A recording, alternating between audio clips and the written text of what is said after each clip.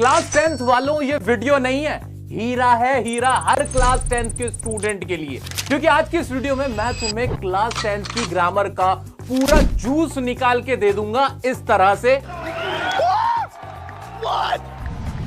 और तुम्हें पिला दूंगा ऐसे ही, तुम्हें क्लास 10 की ग्रामर का पूरा जूस पिला दूंगा। फिर एग्जाम में ना क्वेश्चन देखते ही तुम्हें उसका आंसर पता चल जाएगा। अब तक जिस ग्रामर से डर लग रहा था, हवा लग रही थी, सबसे स्ट्रॉन्ग पॉइंट तुम्हारे एग्जाम में ये ग्रामर ही होने वाली है। ये वीडियो जिसने एंड तक देख ली उसको सबसे आसान ग्रामर लगने वाली है।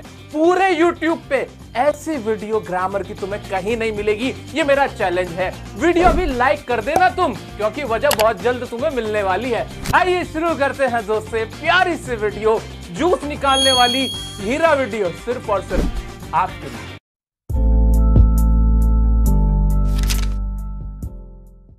दोस्तों, आपकी क्लास 10th का इंग्लिश ग्रामर का जो सिलेबस है वो है ये। इसमें आपको टेंसेस पढ़ने हैं, वॉइस पढ़नी है, एक्टिव पैसिव वॉइस, डिटर्मिनर्स नाम का एक टॉपिक है, मॉडल्स पढ़ने हैं, डायरेक्ट इनडायरेक्ट पढ़ना है, एरर डिटेक्शन के क्वेश्चन आएंगे, सब्जेक्ट वर्ब एग्रीमेंट ये पढ़ना है। लेकिन इसमें ना एक ट्विस्ट है, बहुत सारे स्टूडेंट ने नोटिस भी किया होगा।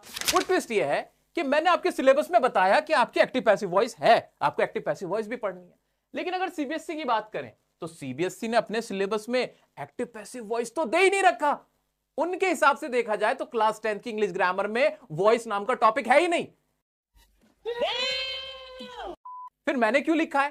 क्योंकि सीबीएसई बड़ी चालाक है भाई। जब आपका पेपर बनाया जाता है तो सैंपल पेपर में भी, आपके प्रीवियस ईयर पेपर्स में भी जो ग्रामर के क्वेश्चन में सवाल पूछे गए हैं उनमें एक्टिव पैसिव वॉइस के क्वेश्चन पूछे जाते हैं। क्योंकि एरर डिटेक्शन में ये सब कुछ डाल देते हैं। इसमें प्रेपोजिशन नहीं लिखा हुआ, प्रेपोजिशन के भी क्वेश्चन होंगे, आपके एक्टिव पैसिव वॉइस के भी क्वेश्चन होंगे, कहीं से भी उठा के डाल देते हैं। तो हमें इनके जाल में नहीं फंसना है। I have a different plan CBSE, कोई दिक्कत नहीं, तुम कितना ही फंसाने की कोशिश करो, मैं बच्चों को जूस निकाल के देने वाला हूं। इसीलिए इस वीडियो को तो हीरा कह रहा हूं। यही तो फायदा होता है 10 साल से यूट्यूब पे पढ़ाने का। एक एक बात ना पता होती है, एक्सपर्टीज हो जाती है उस टॉपिक के ऊपर।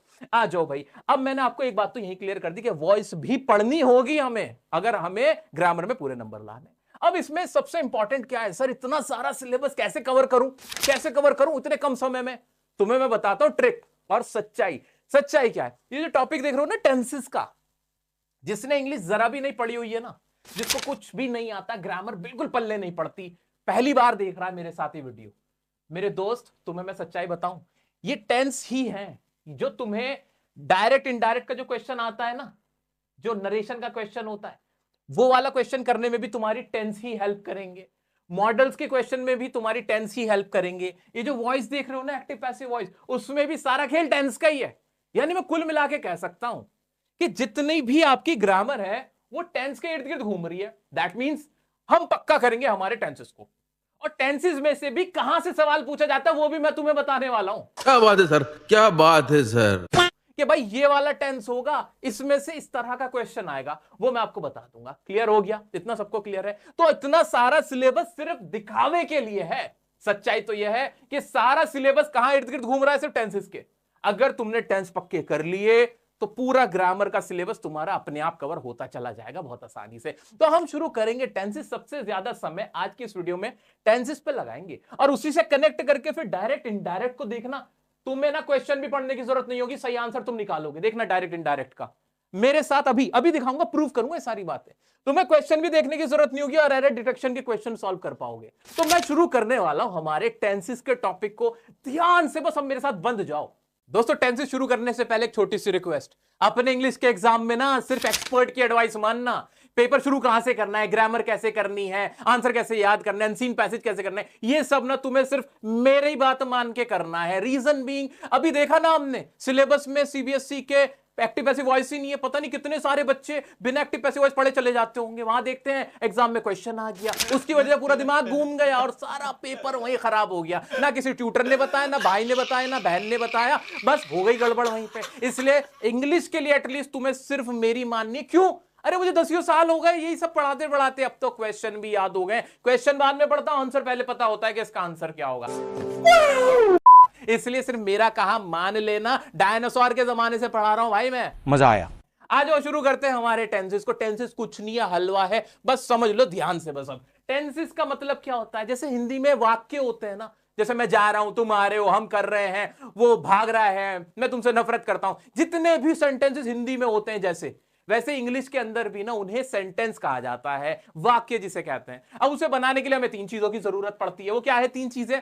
एक होता है सब्जेक्ट, एक होती है वर्ब, और एक होता है हमारा ऑब्जेक्ट। सब्जेक्ट किसे कहते हैं? किसी के भी नाम को सब्जेक्ट कहते हैं, जिसके बारे में बात कर रहे हैं। जैसे मैं अपनी बारे में बात कर रहा हूं तो मैं सब्जेक्ट हुआ, तुम तो तुम सब्जेक्ट, है ना? सिंपल सा है। जैसे रितिका, राजेश, पूजा, मेरी कंपनी, मेरा घर, ये सारा क्या है? ये सर सब्जेक्ट है, जिसके बारे में भी बात की जाए या जो भी कोई काम करता वो हमारा सब्जेक्ट है। इतना तो सबको पता है। अब वर्ब क्या होती है? वर्ब समझ लो। वर्ब क्या है? वर्ब का मतलब होता है काम करना। काम करना, हंसना, गाना, पीना, खाना, लड़ना, ये सारे काम होते हैं। तो इंग्लिश के अंदर इस तरह के वर्ड्स को वर्ब कहते हैं। तो सब्जेक्ट के साथ वर्ब रखी जाती है। और एक होता है हमारा ऑब्जेक्ट। ऑब्जेक्ट मतलब जिसके ऊपर काम का असर पड़ता है। जैसे इंग्लिश, फूड, म्यूजिक, मी, ये सारे क्या है? ऑब्जेक्ट। बिना ऑब्जेक्ट के भी सेंटेंस बन जाता है, कोई ऐसी दिक्कत नहीं है। इस तरह से एक सेंटेंस बनाया जाता है। अब समस्या क्या आई? हिंदी में तो हम समझ लेते हैं कि भाई ये काम कौन से समय में हो रहा है। जैसे कि मैंने कहा मैं खाना खा रहा हूं, तो हूं से समझ में आ गया कि अभी की बात हो रही है। मैं खाना खा रहा था, समझ में आ गया कि था पुरानी बात थी। मैं एग्जाम की तैयारी कर रहा हूं, यानी अभी की बात है, समझ में आ रहा था। इंग्लिश में ऐसा कुछ नहीं था। इंग्लिश में पहले ऐसा कुछ नहीं था। इसके लिए हमें जरूरत पड़ी कि यार कुछ रूल बनाए जाए, यार कुछ ऐसे रूल बताओ, कुछ ऐसी पहचाने दे दो जिससे पता चल जाए कि कौन सा टाइम है। जरूरी था ना, लॉजिकल है ना, है ना? तो इसीलिए ना लॉजिकल एक हमें जरूरत पड़ी कि हम टेंस के रूल बनाए। हमने क्या किया? हमने टेंस के रूल बना दिए। हमने कहा एक काम करते हैं कि ना टाइम तीन तरह का ही तो होता है। एक होता है बीता हुआ कल, उसमें बात कर रहे होते तो उसकी कुछ पहचान बना देते हैं, जिसे हमने पास्ट कह दिया। एक होता है जो अभी चल रहा है, उसकी कुछ पहचानें बता देंगे, लगा देंगे उसके अंदर is, am, are, do, does, ऐसा कुछ लगा देंगे जिससे हमें पहचान हो जाए कि ये आज की बात हो रही है। उसको हमने प्रेजेंट कह दिया, प्रेजेंट के रूल बना दिए। एक हमने आने वाले कल के बारे में कहा कि भाई ये काम कल होगा, मैं जाऊंगा, आऊंगा, इस तरह की कुछ पहचाने बना देते हैं, उसे हमने फ्यूचर के रूल कह दिया, फ्यूचर का टेंस कह दिया। इतना ही तो था। लेकिन हमारी समस्या अब भी खत्म नहीं हुई। अब हमें समस्या क्या हुई? प्रॉब्लम क्या हुई? क्या ना हिंदी में तो हमें समझ में आ जाता था कि भाई मैं खाना खा रहा हूं। जैसे हिंदी में तो हम क्या करते थे कि भाई मैं खाना खाता हूं, तो कैसे लिखते थे? मैं क्या लिखते थे? मैं खाना खाता हूं, तो ये मैं आदत बता रहा होता था। अगर अभी खा रहा हूं तो मैं इसी को कह देता कि खाना खा रहा हूं, है ना? अगर खाना खा चुका होता था तो मैं बोल देता मैं खाना खा चुका हूं। जैसे मैंने एग्जाम की तैयारी कर ली है, यानी पता चलिए काम पूरा हो गया। मैं एग्जाम की तैयारी कर रहा हूं, यानी अभी काम चल रहा है। मैं एग्जाम की तैयारी करता हूं, यानी मेरी एक शेड्यूल है, आदत है ना? इस तरह से ना काम कितना चल रहा है, या अभी पूरा हो चुका है, या सिर्फ मैं अपनी आदत बता रहा हूं, इसकी भी समस्या आ गई। समय तो बता दिया था, तो हमने इसके टेंस के रूल्स में कुछ और पहचाने डाली। हमने कहा यार कुछ और पहचान भी तो दे दो जिससे पता चल रहा है कि आप काम चल रहा है, काम पूरा हो चुका है, या फिर अभी सिर्फ आदत बता रहा है नॉर्मल। इसके लिए हमने इसको और बढ़ा दिया। हमने क्या करा? टेंसेस को ना इंडेफिनिट का नाम दिया, जिसमें हम आदतें बताते हैं या हमें पता ही नहीं चलता कि काम चल रहा है या पूरा हो चुका। उसको हमने कहा कि डेफिनेट नहीं है, पता ही नहीं है क्या है। व्हाट, वो नहीं था गैंग्स ऑफ वासेपुर वाला इंडेफिनिट, है ना? वो ऐसे ही तो कुछ नाम था उसका। ऐसे ही कंटिन्यूअस हमने उसको कहा जिसमें काम चल रहा था। कंटिन्यूअस का मतलब क्या होता है? लगातार, यानी कंटिन्यूअस का मतलब ही लगातार होता है। काम चल रहा है, अभी चल रहा है, उसकी कुछ पहचानें बना दी। ऐसे परफेक्ट, परफेक्ट का मतलब एक था काम पूरा हो चुका, उसे हमने कह दिया परफेक्ट। और एक खामा खा का टेंस हमने बनाया परफेक्ट कंटिन्यूअस के नाम से। क्लियर हो गया? जिसने कभी इंग्लिश नहीं पढ़ी थी उसको भी समझ में आ गया? हाँ समझ में आ गया, समझ में आ गया। सर इतना टाइम इसमें क्यों लगा रहे हो? क्योंकि जिसको यह समझ में आ गया ना, ग्रामर के 10 नंबर तुम्हारे वहीं पक्के हो जाने हैं। ठीक है, सब कुछ इसी के इर्द गिर्द घूमेगा। आ जाओ पढ़ते हैं आगे। अब एग्जाम के पॉइंट ऑफ व्यू से जूस पियो, आओ जूस पियो, आओ मुन्ना जूस पियो। एग्जाम के पॉइंट ऑफ व्यू से जो सबसे इंपॉर्टेंट है ना तुम्हारे लिए, वो है ये प्रेजेंट का इंडेफिनिट टेंस। मोस्ट इंपॉर्टेंट, इसको घोटना है तुम्हें, इसको जूस पीना है तुम। क्यों? प्रेजेंट इंडेफिनिट के ऊपर ही तुम्हारे एरर डिटेक्शन के क्वेश्चन पूछे जाते हैं। सबसे ज्यादा ये पूछा जाता है। बाकी इतने इंपॉर्टेंट नहीं होते, बाकी आसान भी बहुत होते हैं। असली इसमें घुमाता है वो, तो तुम इंडेफिनिट को जल्दी से रगड़ लो। यहां तक सबको क्लियर हुआ? क्या मैं तुम्हारा ऐसे हाथ पकड़ के आगे ले चलूं? आओ चलो आगे चलते हैं। प्रेजेंट इंडेफिनिट में क्या होता है सर? बताना जरा। प्रेजेंट इंडेफिनिट टेंस कुछ भी नहीं है प्रेजेंट इंडेफिनिट में। सेंटेंस कैसे बनता था हमारा? सर सेंटेंस में ना तीन चीजें होती हैं, सब्जेक्ट रख दो, वर्ब रख दो और ऑब्जेक्ट रख दो, है ना? यानी कोई भी सब्जेक्ट सेंटेंस बना दो। अब आई प्ले क्रिकेट, मैं क्रिकेट खेलता हूं, आदत बनाती ना। इंडेफिनिट में क्या पता चलता है? आदत। क्या पता चलती है? आदत पता चलती है प्रेजेंट के इंडेफिनिट में कि ये काम होता है या नहीं होता है, बस इतना पता चलता है प्रेजेंट के इंडेफिनिट में। इसकी पहचान के लिए हमने इसको डू और डज वर्ड दिए। हमने कहा कि जहां भी डू डज देखो ना, पकड़ लेना कि वो प्रेजेंट का इंडेफिनिट है। कैसे, आओ इसको और अच्छे से समझते हैं। भाई सब्जेक्ट वर्ब ऑब्जेक्ट, ये तो किसी भी सेंटेंस को बनाने का मूल तरीका था, बेस था, है ना। इसी में हमने कुछ ऐड ऑन किए, पहचानों को ऐड कर दिया। कैसे कि भाई जब भी प्रेजेंट डेफिनेट होगा ना, तो उसमें क्या करेंगे, सब्जेक्ट लगाएंगे और वर्ब के साथ ना मेन वर्ब की फर्स्ट फॉर्म लगा देंगे। क्या लगा देंगे, मेन वर्ब की फर्स्ट फॉर्म। अब ये फर्स्ट फॉर्म क्या भला है, वर्ब जो भी होती है ना, ऐसे वर्ड जिनसे काम का पता चलता है, प्ले, टीच, सी, स्पीक, ये जितने भी वर्ड है ये सारे वर्ब कहलाते हैं। तुम्हारे सामने लिस्ट आ रही होगी वर्ब की, याद कर लेना, घोट के पी लेना। अब उनकी ना हमने 3 फॉर्म बनाई। क्यों बनाई फॉर्म, पहचान बनाने के लिए भाई, काम का पता लगाने के लिए हमने 3 फॉर्म बना दी। 3 तरह की उनकी सूरतें बनाई। एक को कहा फर्स्ट फॉर्म, दूसरी को कहा सेकंड फॉर्म और तीसरी को कहा थर्ड फॉर्म। क्यों बनाई, समझ में आ रहा है ना, ताकि हमें पता चले काम कितना हो गया। जहां फर्स्ट फॉर्म लगी हुई है समझ जाओ वहां काम पूरा नहीं हुआ, इंडेफिनिट वाला। जहां थर्ड फॉर्म लगी है समझ जाओ काम पूरा हो चुका है। बस इतना तुम्हें याद रखना है, ठीक है। तो फर्स्ट फॉर्म लगेगी किसमें, प्रेजेंट इंडेफिनिट में, क्योंकि इसमें सिर्फ ये पता चलता है कि काम होता है नहीं होता है, बस इतना पता चलता है। तो हमने क्या किया, सब्जेक्ट रखा और कहा कि मेन वर्ब की फर्स्ट फॉर्म लगा देना और ऑब्जेक्ट लगा देना। लेकिन सुनो, कहानी में यहां ट्विस्ट है, यहां एग्जाम में क्वेश्चन पूछा जाएगा, यहां सीबीएसई आती है तुम्हें पकड़ने। सुनो, जूस पियो, इसका रूल होता है। रूल क्या होता है वो सुनो, रूल क्या होता है वो सुनो। कहां गया रूल, ये रहा जी, पहले से लिखा हुआ है, तुम्हारी टाइम बचा देता हूं। सब्जेक्ट के बाद मेन वर्ब की फर्स्ट फॉर्म के साथ एस या ईएस भी जुड़ता है। कब जुड़ेगा, जब मेरा जो ये सब्जेक्ट है ना, ये जो मेरा सब्जेक्ट है वो कोई थर्ड पर्सन हो। थर्ड पर्सन कौन होता है, ही, शी या फिर इट। थर्ड पर्सन कौन, कोई तीसरा। फर्स्ट पर्सन मैं, आई, और सेकंड पर्सन हमेशा यू ही होता है। तीसरा कौन, ही, शी, इट। आई और वी हमारे क्या हो गए, फर्स्ट पर्सन। तो इन तीनों को याद रखो। अभी ये मत सोचो first person second third person, सारी खत्म करो तुम सिर्फ इतना याद रख लो, ही, शी, इट हो या कोई सिंगुलर नेम हो किसी का सिंगुलर, जैसे राम, श्याम, सीता, गीता, प्रिया, कंपनी, स्कूल, एक हो, एक। अगर एक है ना तो उसके साथ ना वर्ब के साथ एस या ईएस जोड़ देना। इतना तुम्हें रूल बना के दिया गया। क्यों बना के दिया गया, ताकि सीबीएसई तुमसे सवाल पूछ सके। मजाक कर रहा हूं, ठीक है। तो ये रूल बना दिया गया, लॉजिकल भी है, कोई ज्यादा इसमें सोचने की जरूरत नहीं है, ताकि हमें पहचान हो जाए कि प्रेजेंट इंडेफिनिट टेंस है ये। जैसे अब इसको सेंटेंस कैसे बन सकते हैं, सेंटेंस बना के दिखाओ ना सर सेंटेंस बना के दिखाओ। लो दिखा देता हूं तुम्हें सेंटेंस, मैंने तुम्हारे लिए बना रखे हैं।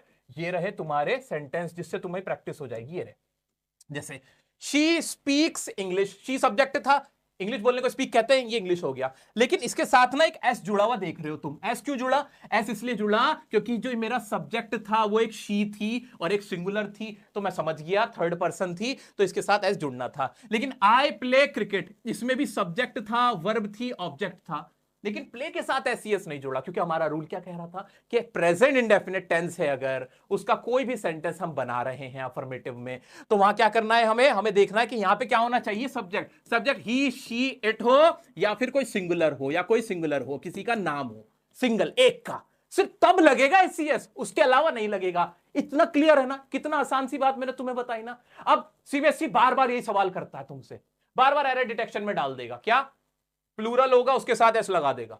मान लो यहां पे क्या लिखा था, यू था, यू के साथ टीच लगा देगा। अब आपसे कहेगा देखो बताओ गलती कहां है, तो तुम पकड़ लेना ना कि भाई यू के साथ टीच थोड़ी होगा, एसईएस थोड़ी होगा, ये तो सिर्फ टीच होगा। ऐसे ही क्या करेगा, शी के साथ ना एस नहीं लगाएगा, वहां पे स्पीक में एस नहीं लगाएगा। इस तरह के क्वेश्चन आएंगे। लो जूस पिला दिया तुम्हें मैंने। तो याद रखो प्रेजेंट इंडेफिनिट के अफर्मेटिव पॉजिटिव सेंटेंस का ये रूल है, जिसमें से आपसे क्वेश्चन पूछा जाएगा। अच्छा दोस्तों, प्रेजेंट इंडेफिनिट में अगर सवाल पूछा जाए इंटरोगेटिव, वो कैसे बनेगा, वो बड़ा आसान है। शुरू में ही ना डू डज रख दो, क्या रख दो, डू डज रख दो, और फिर सब्जेक्ट। लेकिन मेन वर्ब की यहां पे सबके साथ ही फर्स्ट फॉर्म रहेगी, इसमें एस या ईएस वाला कोई पंगा नहीं करना है, इतना आपको याद रखना है। अब डू किसके साथ आएगा और डज किसके साथ आएगा, बिल्कुल एस या ईएस वाला ही रूल है। कौन सा एस या ईएस, ही, शी, इट और सिंगुलर कोई नाम उसके साथ डज लग जाएगा, उसके साथ डज लग जाएगा।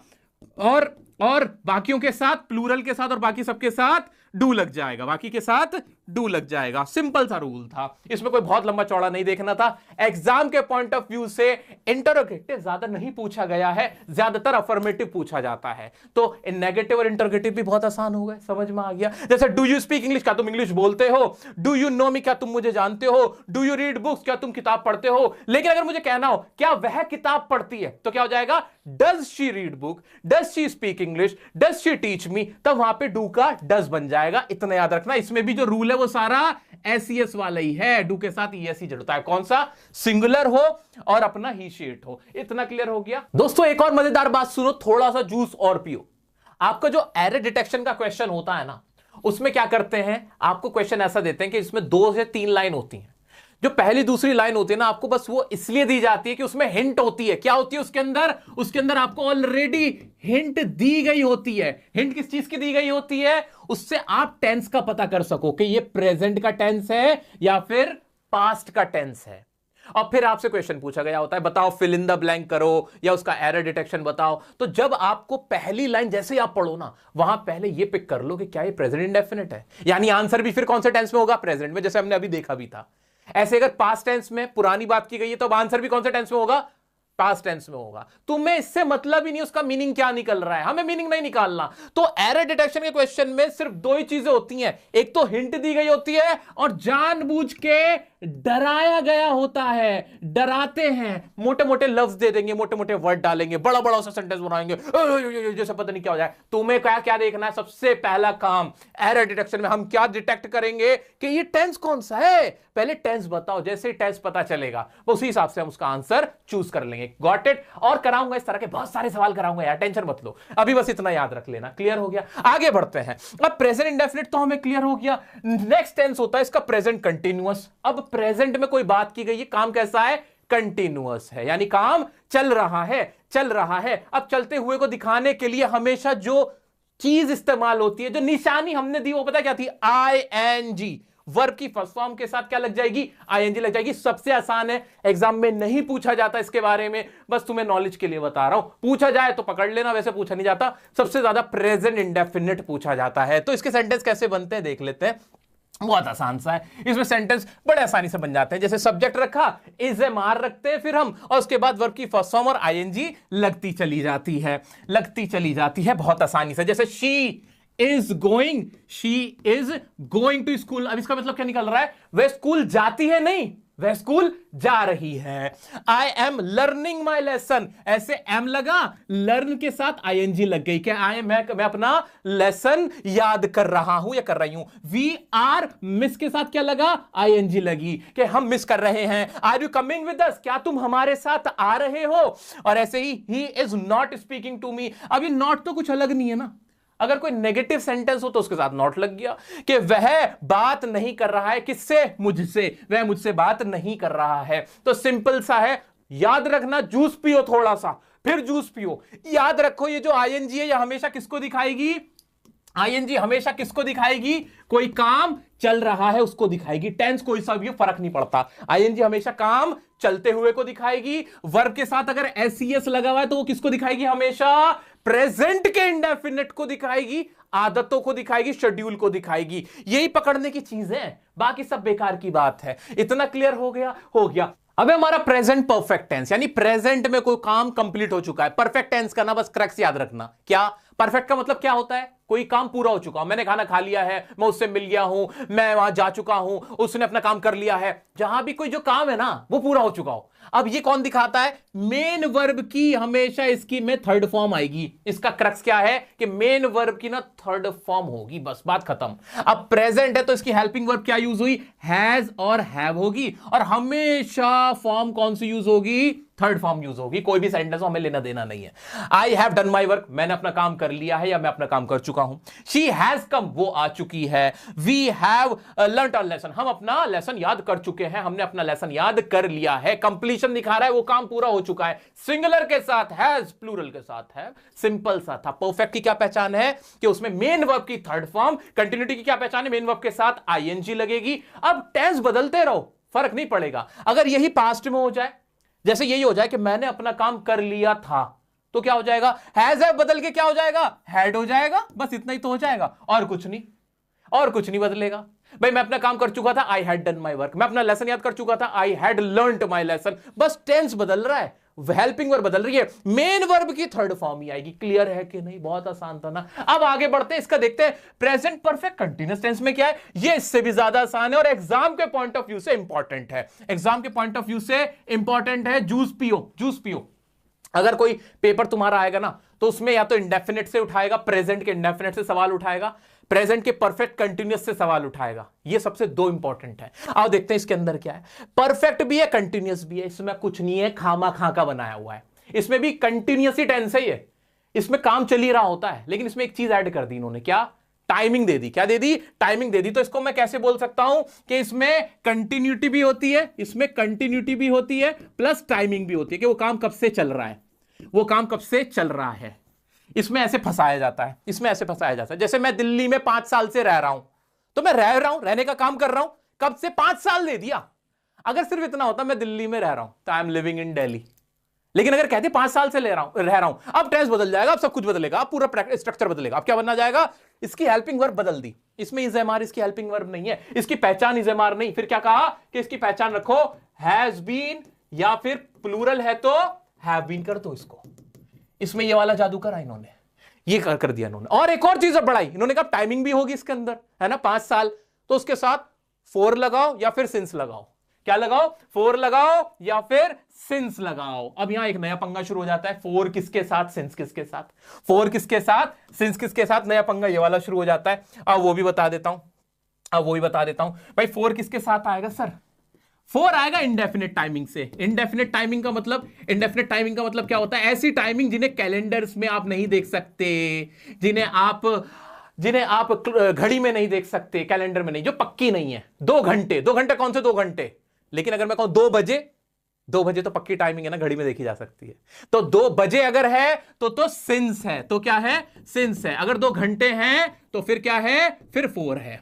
ऐसे ही बचपन क्या है, बचपन एक पक्की टाइमिंग है ना, बचपन से बताया, तो फिर बचपन के साथ भी सिंस आएगा। I have been living in Delhi since childhood. ऐसे में कहूं मैं 3 बजे से क्रिकेट खेल रहा हूं, I have been playing cricket since 3 o'clock। मैं 2 मिनट से तुम्हारा इंतजार कर रहा हूं, I have been waiting for you for 2 minutes. अब यहां 4 आएगा, तो सिंस और 4 का इसमें पंगा डाल दिया। इससे ज्यादा कुछ नहीं। एग्जाम में क्या करेगा, एग्जाम में ऐसे क्वेश्चन पूछ लेगा कि बताओ आई हैव बीन और फिर 4 और सिंस में फंसाने की कोशिश करेगा, या फिर हैज बीन हैव बीन में फंसाने की कोशिश करेगा। तुम समझ जाना कि कोई काम चल रहा है, इसका फॉर्मूला क्या है, जूस क्या है, जूस दोबारा पियो, लो जूस पियो। कंटिन्यूटी होनी चाहिए, कोई काम चल रहा होना चाहिए, प्लस उसमें टाइमिंग है। जहां टाइमिंग सेंटेंस में देखो, एरर डिटेक्शन का क्वेश्चन है, टाइमिंग दे रखी है, बस दिमाग की बत्ती जला लो कि इज एम आर से नहीं बनेगा, हैज बीन हैव बीन से बनेगा। फंसा रहा है हमें। क्लियर है, प्रैक्टिस सारी करा दूंगा, तुम थोड़ा थोड़ा जूस पीते रहो। अब आपके एग्जाम का क्वेश्चन, माय फैमिली, फिर फिलअप आ गया तुम्हारा, ब्लैंक आ गया, इन चेन्नई फॉर 5 ईयर। जैसे 5 ईयर में दिमाग में घंटी बज गई मेरे के, यार टाइमिंग डाली है, कुछ ना बदमाशी चल रही है। आंसर पहले ही पता है कि चेन्नई में मैं 5 साल से रह रहा हूं, ये होना चाहिए था ना इसका। अब इसमें ऑप्शन दे रखे थे has lived, has been living, had lived. अब तुम फंसोगे क्या, नहीं सर हम समझदार हैं, हम बेवकूफ नहीं, हम इसका आंसर आंख बंद करके हैज बीन लिविंग लगा देंगे। कहीं कोई डाउट इतना सा भी नहीं आ रहा। डाउट, एक काम जरूर कर लेना, वर्ब की जो ये फॉर्म्स है ना, इन्हें लर्न कर लेना, मैं तुम्हें दे देता हूं। बहुत सारी जो रेगुलर यूज में या एग्जाम में तुम्हारे आ सकती है ना, वो मैं तुम्हें दे देता हूं। इससे ना तुम्हें आसानी हो जाएगी कि किसके साथ एस लगा हुआ है, यानी वो वर्ब भी है कि नहीं। अभी तो बहुत सारे बच्चों को ये नहीं समझ में आता होगा कि भाई ये वर्ब है कि नहीं, तो फिर ना तुम्हें अंदाजा हो जाएगा। एक बार आंखों के सामने से निकाल लेना कि लर्न मतलब याद करना है, स्पीक मतलब बोलना, उसकी सेकंड फॉर्म स्पोक है, थर्ड फॉर्म स्पोकन है, ये लर्न कर लेंगे। ठीक है ना, खत्म हो गई कहानी। अब आगे बढ़ते हैं। अब जो टेंस है हमारा, अब कौन सा टेंस बचा, प्रेजेंट के तो सारे नाप दिए भाई, और क्रक्स भी क्या है, दोबारा दिमाग घुमाओ कि प्रेजेंट इंडेफिनिट के एस या ईएस में से सवाल आता है, वो याद रखना है। और प्रेजेंट परफेक्ट कंटीन्यूअस के अंदर सिंस या 4 आता है, हैज बीन और हैव बीन का इस्तेमाल होता है, आईएनजी लग रही होती है मेन वर्ब के साथ, वो याद रखना है। इन दो में से इन दो में से ज्यादा क्वेश्चन पूछे जाते हैं। इतना क्लियर हो रहा है, कॉन्फिडेंस आ रहा है। अब बढ़ते पास्ट इंडेफिनिट, एक और इंपॉर्टेंट टेंस। अब हमने प्रेजेंट के तो सारे नाप दिए, अब पास्ट इंडेफिनिट में क्या है? पास्ट इंडेफिनिट से आसान टेंस कोई सा नहीं है। क्यों? सबसे ज्यादा यूज होता है लेकिन सबसे आसान भी है। क्यों? मेन वर्ब की कितनी फॉर्म बताई मैंने तुम्हें? मेन वर्ब की फर्स्ट फॉर्म होती है, मेन वर्ब की सेकंड फॉर्म होती है और मेन वर्ब की थर्ड फॉर्म होती है। जैसे कि स्पीक मतलब होता है बोलना, इसकी सेकंड फॉर्म होती है स्पोक और थर्ड फॉर्म क्या होती है? स्पोकन। अब ये जो सेकंड फॉर्म बनी है ना आपकी, ये जो सेकंड फॉर्म बनी है, ये सेकंड फॉर्म जो बनी है ना, सेकंड फॉर्म बनी ही सिर्फ पास्ट इंडेफिनिट के अफर्मेटिव के लिए। सिर्फ पास्ट इंडेफिनिट के ऐसे सेंटेंस जो पॉजिटिव होंगे, नेगेटिव में नहीं, जिनमें आवाज नहीं आएगी, सिर्फ अफर्मेटिव पॉजिटिव सेंटेंस के लिए बनी है। जैसे मैं स्कूल नहीं गया, तो मैं स्कूल गया, इनफैक्ट अगर मैं सेंटेंस बोल रहा हूं मैं स्कूल गया, तो क्या पास्ट में था? पास्ट में गया तो क्या सेंटेंस बनेगा? I went to school. तो गो की सेकंड फॉर्म क्या बनी? वेंट बनी ना। तो ये जो वेंट है ना, पूरी इंग्लिश में और कहीं इस्तेमाल होगा ही नहीं। ये तो इतना आसान है याद करना कि सेकंड फॉर्म किस में बनती है? मेन वर्ब की सेकंड फॉर्म सिर्फ पास्ट इंडेफिनिट के अफर्मेटिव सेंटेंस यानी पॉजिटिव सेंटेंस में बनती है। स्ट्रक्चर क्या होगा? वही सब्जेक्ट बनेगा, सब्जेक्ट रखते हैं हम, वर्ब रखते हैं हम और ऑब्जेक्ट रखते हैं ना, ऐसे ही करते हैं ना हम, ऐसे ही करते हैं ना। अब इस वर्ब के अंदर हमने कहा कि क्या करो, जब भी कोई पास्ट में बात हुई हो, कोई भी घटना घटी हो, मैं वहां गया, मैं उससे मिला, मैंने खाना खाया, उसने मुझे देखा, मुझे उससे नफरत हुई, मुझे उससे प्यार हुआ, मैंने पढ़ा, मैंने टॉप किया, जितने भी सेंटेंस हैं ये जो पास्ट में, जो प्रेजेंट में नहीं है, बीती हुई बात की बात हुई थी, 2 साल पहले की बात थी, 3 साल पहले की बात थी, 2 दिन की बात थी, 2 घंटे पहले की बात थी, वो सारे पास्ट हो गए, है ना, सारी घटनाएं पास्ट हो गई, पास्ट हो गई। तो उसमें सब्जेक्ट रखेंगे वर्ब की, लेकिन कौन सी फॉर्म लगाएंगे? सेकंड फॉर्म लगा देंगे और ऑब्जेक्ट कर देंगे। क्लियर हो गया? लेकिन इसमें भी ना थोड़ा सा पेच है। इसमें पेच क्या है? इसमें पेच ये है कि जब इसके नेगेटिव बनाओगे, इसके नेगेटिव बनाओगे तो वही सब्जेक्ट रखेंगे, नॉट लगाएंगे, है ना, नॉट लगाएंगे ना, नॉट लगाएंगे ना। लेकिन नॉट से पहले इसमें भी जैसे प्रेजेंट डेफिनेट में डूडस लगाते थे ना, तो डूडस की सेकंड फॉर्म होती है डिड। तो इसमें क्या लगेगा? पहले यहां पे लगेगा डिड और उसके बाद नॉट लगेगा। और अब बताओ मेन वर्ब की कौन सी फॉर्म है? P low juice, juice juice juice पियो, जूस पियो, कम ऑन जूस पियो। यहां सेकंड फॉर्म लग चुकी है, यहां सेकंड फॉर्म लग चुकी है मेरे दोस्त, यहां सेकंड फॉर्म यहां लग चुकी है। डू का डिड बना दिया हमने, डू का डिड कर दिया है हमने, है ना। अब मेरे को ईमानदारी से बताओ, क्या मेन वर्ब की दोबारा से सेकंड फॉर्म लगाऊं? नहीं ना, एक बार लग चुकी है। हमने रूल पहचान के लिए बनाए, ऐसे मस्ती मारने के लिए नहीं बनाए। तो मेन वर्ब की फिर क्या रहती है? फर्स्ट फॉर्म रहती है और फिर ऑब्जेक्ट होता है। जैसे सेंटेंस क्या बना? I went to school. क्या सेंटेंस बना? I went to school. इसमें हमने आई वेंट को वेंट में सेकंड फॉर्म लगा दी थी, बहुत आसान था। अगर इसी को मेरे को नेगेटिव में बनाना हो तो सेंटेंस क्या बन जाएगा? सेंटेंस फिर क्या बनेगा? सेंटेंस बनेगा आई डिड नॉट। अब यहां वेंट नहीं आएगा, यहां वेंट नहीं आएगा, यहां क्या आएगा मेरे दोस्त? यहां आएगा गो, फर्स्ट फॉर्म आएगी। क्या आएगी? फर्स्ट। एग्जामिनर फंसाएगा तुम्हें, यहीं पे फंसाएगा, यही फंसाएगा। एक सेंटेंस देगा जिसमें पहला वाला सेंटेंस जो होगा वो तुम्हें बता देगा कि ये पास्ट की बात हो रही है, तुम्हें समझ में आ जाएगा। लेकिन उसके बाद ना वो डिड के बाद सेकंड फॉर्म रखेगा एरर डिटेक्शन में, तुम पकड़ लेना, कहना नहीं नहीं फर्स्ट फॉर्म आएगी। हमसे चालाकी नहीं भाई, चालाकी नहीं। डियर सर के स्टूडेंट हैं, स्मार्ट टीचर के स्मार्ट स्टूडेंट, जूस पी के आए, ठीक है। तो I did not go to school होगा, बस इसमें और कुछ है ही नहीं, इसमें और कुछ है ही नहीं पढ़ाने लायक और कुछ। बाकी इंटरोगेटिव जो है वो आसानी से बन ही जाते हैं, डिड और फिर शुरू में यू गो टू स्कूल, इस तरह से बन जाते हैं। अच्छा, पास्ट इंडेफिनिट का सर इस्तेमाल कहां है? इस्तेमाल कहां है? क्यों इतना पढ़ा रहे हो? क्यों टाइम खराब कर रहे हो? है इतना सारा क्यों पढ़ा रहे हो? दोस्तों मैं कुछ भी याद पढ़ा रहा होता ना, उसका कहीं ना कहीं कनेक्शन होता है। पास्ट इंडेफिनिट सारा तुम्हारा यूज होता है डायरेक्ट से इनडायरेक्ट बनाने में। रिपोर्टेड स्पीच के आप क्वेश्चन करेंगे वो तुम्हें हलवा लगेंगे, उसमें बस ये रूल याद रखना कि वर्ब की सेकंड फॉर्म लगाते हुए चलो, बस सेकंड फॉर्म लिपटा दो, बस बन गया तुम्हारा डायरेक्ट इनडायरेक्ट। तो पास्ट इंडेफिनिट से ही डायरेक्ट इनडायरेक्ट बनेगा। तो जिसने पास्ट इंडेफिनिट की प्रैक्टिस की यानी उसने डायरेक्ट इनडायरेक्ट को आराम से कर लिया। अब तुम्हें हलवा लगेगा direct indirect. Past indefinite clear हो गया? क्लियर हो गया। चलिए आगे बढ़ते हैं। तो दोस्तों पेपर के अंदर अगर टेंस से रिलेटेड क्वेश्चन आए एरर डिटेक्शन में, तो एरर डिटेक्शन को करने का सबसे पहला तरीका आपका क्या होना है? आपको चेक करना है कि टेंस की गलती तो नहीं है उसके अंदर। तो पहला पॉइंट एरर डिटेक्शन को हैंडल करने का कि टेंस चेक किया जाए। और टेंस कैसे चेक होगा? वो जानबूझ के कोई ना कोई सेंटेंस, पहला जो उससे ऊपर का सेंटेंस होगा वो कोई ना कोई टेंस के हिंट दे रहा होगा। कैसे हिंट दे रहा होगा? उसमें डेली वर्ड यूज हुआ होगा। डेली से समझ जाना प्रेजेंट इंडेफिनिट की बात हो रही है। रेगुलरली, कोई काम रेगुलर कब होता है? प्रेजेंट इंडेफिनिट में। तो रेगुलरली, ऑलवेज, जनरली, ऐसे 2 days एगो या फिर यस्टरडे, इससे क्या पहचान हो रही है कि ये पास्ट का है। तो हमें ना ऐसे पहचान जानबूझ के डालेगा यार, वो तुम्हारे लिए डालता है तुम्हें कि ताकि तुम पिक कर लो उसको और फिर सही आंसर उसका लिख दो। तो हमें टेंस के क्वेश्चन को अपने माइंड में रखना है कि एरर डिटेक्शन के अंदर, फिलअप्स के अंदर हमें क्या दिमाग में रखना है कि टेंस चेक करो, क्या कोई हिंट दे रखी है? हिंट कहां है? हिंट कहां है? अच्छा हिंट दे रखी है, अच्छा ये प्रेजेंट का था, तो क्या इसमें रूल फॉलो कर रखा है इन्होंने सही से? एसईएस लगा रखा है, मेन वर्ब की थर्ड फॉर्म है कि नहीं, मेन वर्ब की सेकंड फॉर्म पास्ट इंडेफिनिट अगर पास्ट का है तो लगी हुई है कि नहीं? ये सवाल अपने आप से पूछना है और इस तरह से हम सही आंसर दे सकते हैं। एक चीज क्लियर हो गई? सर क्वेश्चन कराओ ना, अभी करा देता हूं चुटकियों में, पता अब तो तुम्हें ना एक्सपर्ट हो गए तुम। दूसरी चीज अब दूसरा काम क्या करना है? कुछ ना सवाल होते हैं टेंस का कोई रूल नहीं होता, बहुत सिंपल से सवाल होते हैं। वो कैसे? वो आपसे पूछ लेगा सिंपल सा, जैसे water was essential for humans. अब इसका मतलब बताना क्या निकला कि पानी ह्यूमन के लिए बड़ा जरूरी था, क्यों अब नहीं है?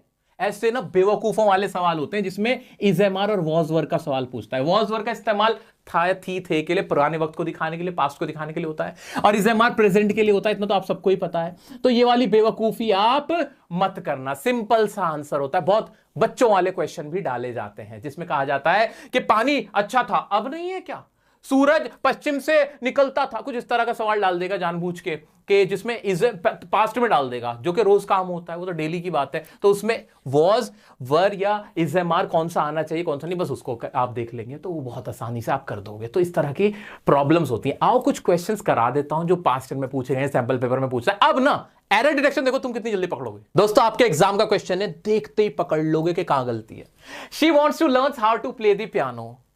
वॉन्ट्स तो देख के समझ में आ गया कि सब्जेक्ट के बाद मेन वर्ब की फर्स्ट फॉर्म एस या ईएस लगा हुआ था, कोई दिक्कत नहीं थी। 2 के बाद लर्न्स कब से आने लगा? ऐसे तो कोई रूल ही नहीं था, यानी ये गलत है, ये रॉन्ग नंबर है। देखते ही पता चल गया, ऑप्शन भी देखने की जरूरत नहीं है। ये लर्न्स की जगह क्या होना था? लर्न होना था। सिंपल सा था। और देखोगे और दिखाता हूं, और दिखाओ। देखो तुम्हारे एग्जाम के क्वेश्चन है, मेरे बनाए हुए नहीं है। आओ जरा इसको देखो, इसको देखो। माइंड में क्या रखना है? माइंड में मैंने क्या कहा कि टेंस पकड़ना, कि टेंस पहला वाला कौन सा था। आओ देखते हैं। The autumn breeze cradles your thoughts. Cradle से मैंने पकड़ लिया। देखो मैं कह रहा हूं हिंट देते हैं ये लोग। देखो तुम्हें हिंट दे रखी है, ये जो क्रेडल्स है ना, इससे हिंट मिल गई कि टेंस कौन सा है, किस टेंस में बात हो रही है?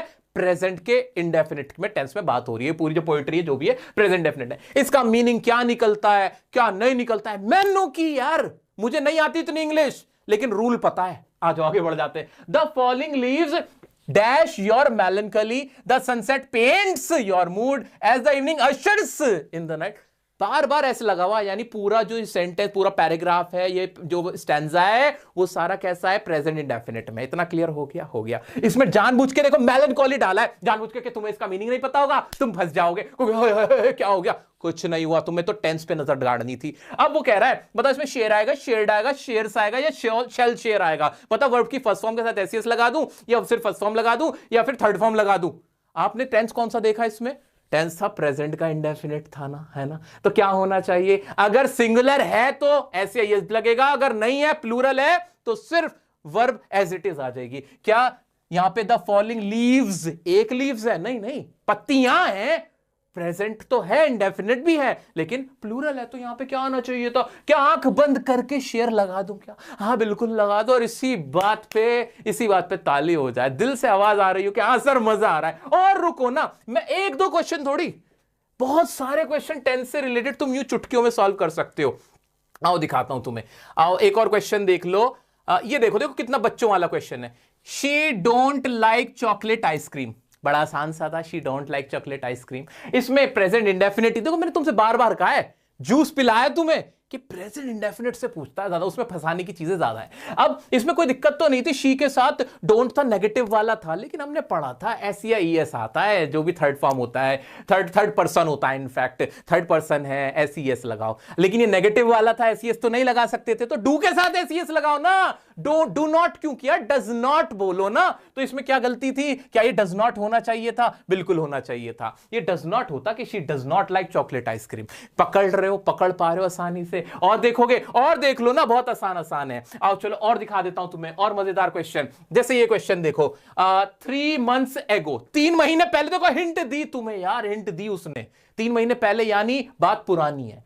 I dash a student of this school, मैं डैश स्टूडेंट था स्कूल का। अब क्या इसमें ऑप्शन देखना जरा, was, had been, have been, could be answer. Has been, have been तो तब आता था जब टाइमिंग दी गई होती थी आगे कि काम में इतने टाइम से कर रहा था। यहां तो कोई काम ही नहीं है, यहां तो ये टेंस वाला था ही नहीं, ये तो नॉर्मल इज़ेमार वाजवर वाला था यार। अब पास्ट में था, 3 महीने पहले की बात थी, जानबूझ के तुम्हें हिंट चिक चिक के दी उसने, तो तुम्हें क्या लगाना था, वॉज लगाना था कि नहीं। हम तो हिंट ढूंढेंगे, क्या ढूंढेंगे कि टेंस कौन सा है। एरर डिटेक्शन को क्रैक करने का हमने पहला रास्ता तो ढूंढ लिया कि पहले तो टेंस की गलती देखो, बाद में देखेंगे और कहां गलती हो रही है। तो अभी बताता हूं बाद में क्या देखेंगे, बाद में ये भी बताऊंगा और किस किस चीज की गलती तुम पकड़ोगे। अभी इतना क्लियर हो गया, टेंस से तो माइंड एकदम क्लियर है ना। अब तुम्हें ना ये सारे क्वेश्चन दे रहा हूं, बस ऐसे टिक करते चले जाओ, देखते चले जाओ, और तुम्हें ना दिल की खुशी बढ़ती चली जाएगी, कॉन्फिडेंस आता चला जाएगा। मैं बढ़ता हूं हमारे डायरेक्ट इनडायरेक्ट की तरफ। दोस्तों अब हम पढ़ने वाले हैं एक ऐसा टॉपिक जिसे मैं टॉपिक ही नहीं मानता, कॉमन सेंस से कुछ नहीं है उसके अंदर, जिसका नाम है reported speech. Direct, indirect, narration, किसी भी नाम से तुम उसको बुला सकते हो। इसके लिए जरूरी है कि आपके टेंस पक्के हो, खासतौर से पास्ट टेंस। पास्ट टेंस आपको आना बहुत जरूरी है। तो अगर टेंस में जरा भी कहीं कुछ लग रहा है ना, जरा कच्चापना सा लग रहा है, तो मैंने टेंस की एक वीडियो बना रखी है, पूरी दुनिया में सबसे ज्यादा देखे जाने वाली एजुकेशनल टीचिंग वीडियो वही है। 8-9 करोड़ लोग उसको देख चुके हैं। तो टाइम मिले, लगे कि अभी मेरे को पास्ट टेंस नहीं हुआ है पक्का, उसमें और प्रैक्टिस की जरूरत है, तो उसे देख के आ जाना, उस मास्टरपीस को जरूर देख लेना।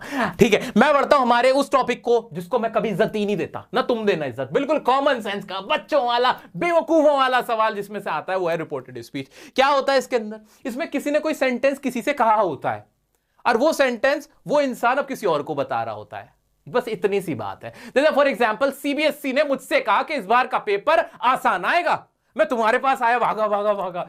पता है सीबीएसई ने मुझसे क्या कहा था, इस बार का पेपर ना आसान आएगा, बस इतनी सी कहानी है। इसको ही बदलना और कुछ भी नहीं है। इसे ना सिर्फ अपने हिंदी के वर्ड्स में भी तुम अगर ट्रांसलेट कर लोगे ना, तो वैसा ही आंसर मिल जाएगा। और मजे की बात यह कि अब जो तुमसे सवाल पूछा जाता है ना, अब आसान पूछा जाता है, फिलअप्स की फॉर्म में पूछा जाता है। आओ चलो देखते हैं क्या है इसके अंदर।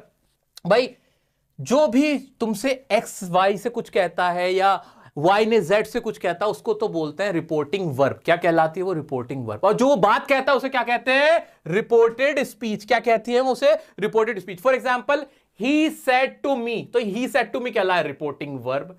और जो भी उसने कहा कि आई एम वेरी हैप्पी, तो ये क्या कहलाएगी, रिपोर्टेड स्पीच। स्पीच से समझ लो ना, जो भी उसने सेंटेंस बोला उसको स्पीच कहेंगे। अब इसमें सारा खेल क्या है, कॉमन सेंस का खेल है। कॉमन सेंस का क्या खेल है वो सुनो। देखो इसमें कुछ भी नहीं होता, सवाल भी बहुत आसान आता है। इसमें बस तुम्हें ये याद रखना है कि जो बात हुई थी, जो भी सेंटेंस बोला गया था, जो भी सेंटेंस बोला गया था, वो जब बोला गया था वो क्या हो चुका है, अब पास्ट हो चुका है ना, बीता हुआ कल हो चुका है, बीता हुआ कल हो चुका है, क्योंकि वो बात पहले बोल दी गई है, अब नहीं बोली जा रही, करंट में नहीं काम हो रहा है, वो हो चुकी वो बात है ना, पुरानी बात हो चुकी, तो उसका टेंस बदल जाता है जब हम वही बात किसी और को बताते। तो इसमें सिर्फ खेल तुम्हें इतना सा याद रखना है कि आपको जो सेंटेंस है ना उसको पास्ट में बदलना है, बस दैट्स इट। पास्ट में होगा, वर्ब फर्स्ट है, सेकंड लग जाएगी, कैन है कुड हो जाएगा, दिस है तो दैट हो जाएगा, शैल है तो शुड हो जाएगा, विल है तो वुड हो जाएगा। सारा टेंस ना पास्ट में बदल जाता है। इसकी ट्रिक सबसे बड़ा जूस पिला रहा हूं। क्या है ये sir, juice, juice P low, juice P low, तुम जूस पियो। क्या कुछ नहीं आता ना, कोई रूल नहीं पता ना, 4 ऑप्शन आएंगे ना, उसमें ये देख लेना जिसमें पास्ट में चेंज हुआ है, जो पास्ट में बदला हुआ है, एक एक वर्ब, एक एक वर्ड पास्ट में बदलना चाहिए, वही मेरा करेक्ट आंसर है। सिर्फ इतनी ही बात से तुम इसका कोई भी क्वेश्चन अभी भी हल कर सकते हो।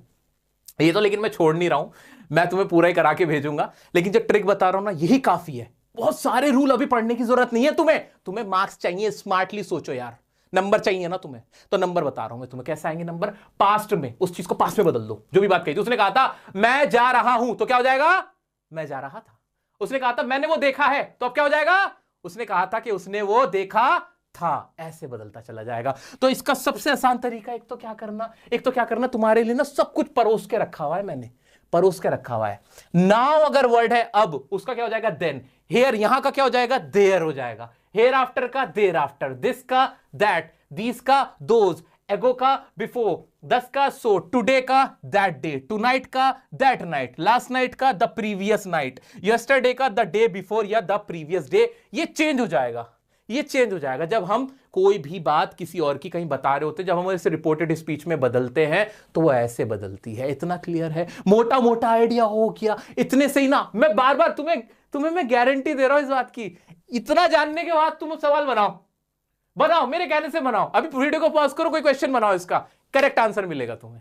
करेक्ट आंसर यही से मिलेगा। इसलिए मैं कहता हूं ये कोई टॉपिक नहीं है, इसके कोई रूल वूल नहीं है, बहुत आसान है यार, खा के बना रखा है। आओ जरा कुछ सेंटेंस तुम्हें दिखाता हूं और देखो कैसे तुम चुटकियों में बताने लगोगे इसको, अगर तुमने पढ़ा भी नहीं इसके बारे में।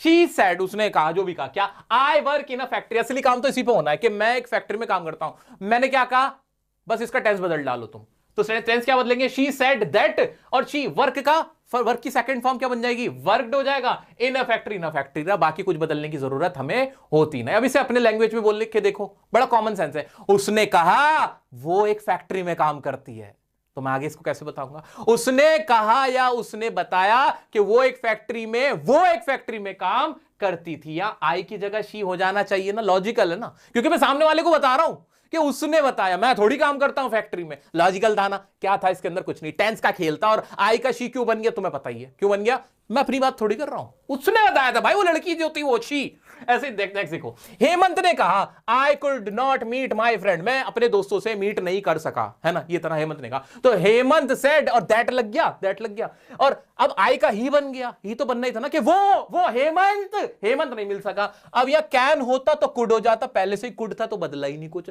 आई कुड नॉट मीट मतलब ही कुड नॉट मीट, और मेरे फ्रेंड थे, क्या माई फ्रेंड होगा, नहीं हिज फ्रेंड होगा।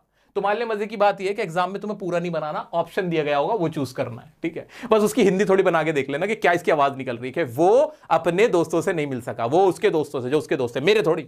ऐसे देख लो ना, दे सेड, उन्होंने कहा, वी आर बिजी टुडे, हम आज बिजी हैं, हम बिजी हैं। उन्होंने बोला ना, वो बिजी हैं, प्रेजेंट में बोलूं, नहीं, बीते हुए कल की बात हो गई ना अब तो उन्होंने क्या कहा, आर का क्या बन गया, वर बन गया, पास्ट में धकेल दिया, ठीक है, खत्म बात।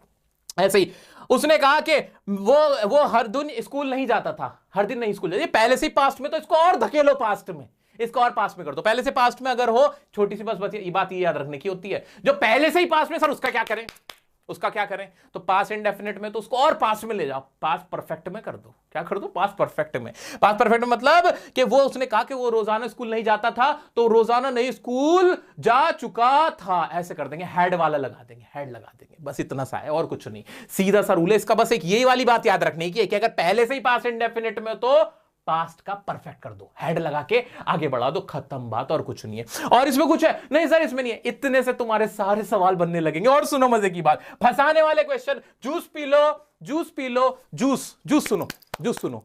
इसमें ना तुमसे इंटरोगेटिव पूछता है। इंटरोगेटिव का मतलब, इंटरोगेटिव जिसमें कोई सवाल पूछा गया था, किसी ने किसी से सवाल पूछा था और वो सवाल अब तुम आगे बता रहे हो, तो इसमें क्या करना है, ये दो तरह के होते हैं, सिंपल इंटरोगेटिव और डबल इंटरोगेटिव। मतलब एक तो सवाल ऐसा होता है जिसका जवाब हाँ या ना में होता है, क्या तुम खाना खाते हो, क्या तुम उससे मिले थे, क्या तुम वहां गए, एक ये वाला होता है। एक होता है तुम कहां गए, तुमने क्या किया, जिसका पूरा आंसर देना होता है। एक तो यस नो वाला सवाल और एक में पूरा आंसर देना होता है। तो दो तरह के इंटरोगेटिव हुए, सिंपल इंटरोगेटिव, इंक्वायर या आस्क्ड करने के लिए, पूछने के लिए, और एक होता है डबल इंटरोगेटिव, ठीक है। उसको कैसे बनाते वो सुन लो। अगर सिंपल इंटरोगेटिव वो सिर्फ यस नो पूछे कि do you like ice cream, do you go there, do you speak English, तो उसमें ना इफ आ जाता है, इफ या वेदर लगता है और फिर पास्ट में बदल जाता है normal, I liked coffee, if I liked coffee, जैसे ही सेंटेंस था।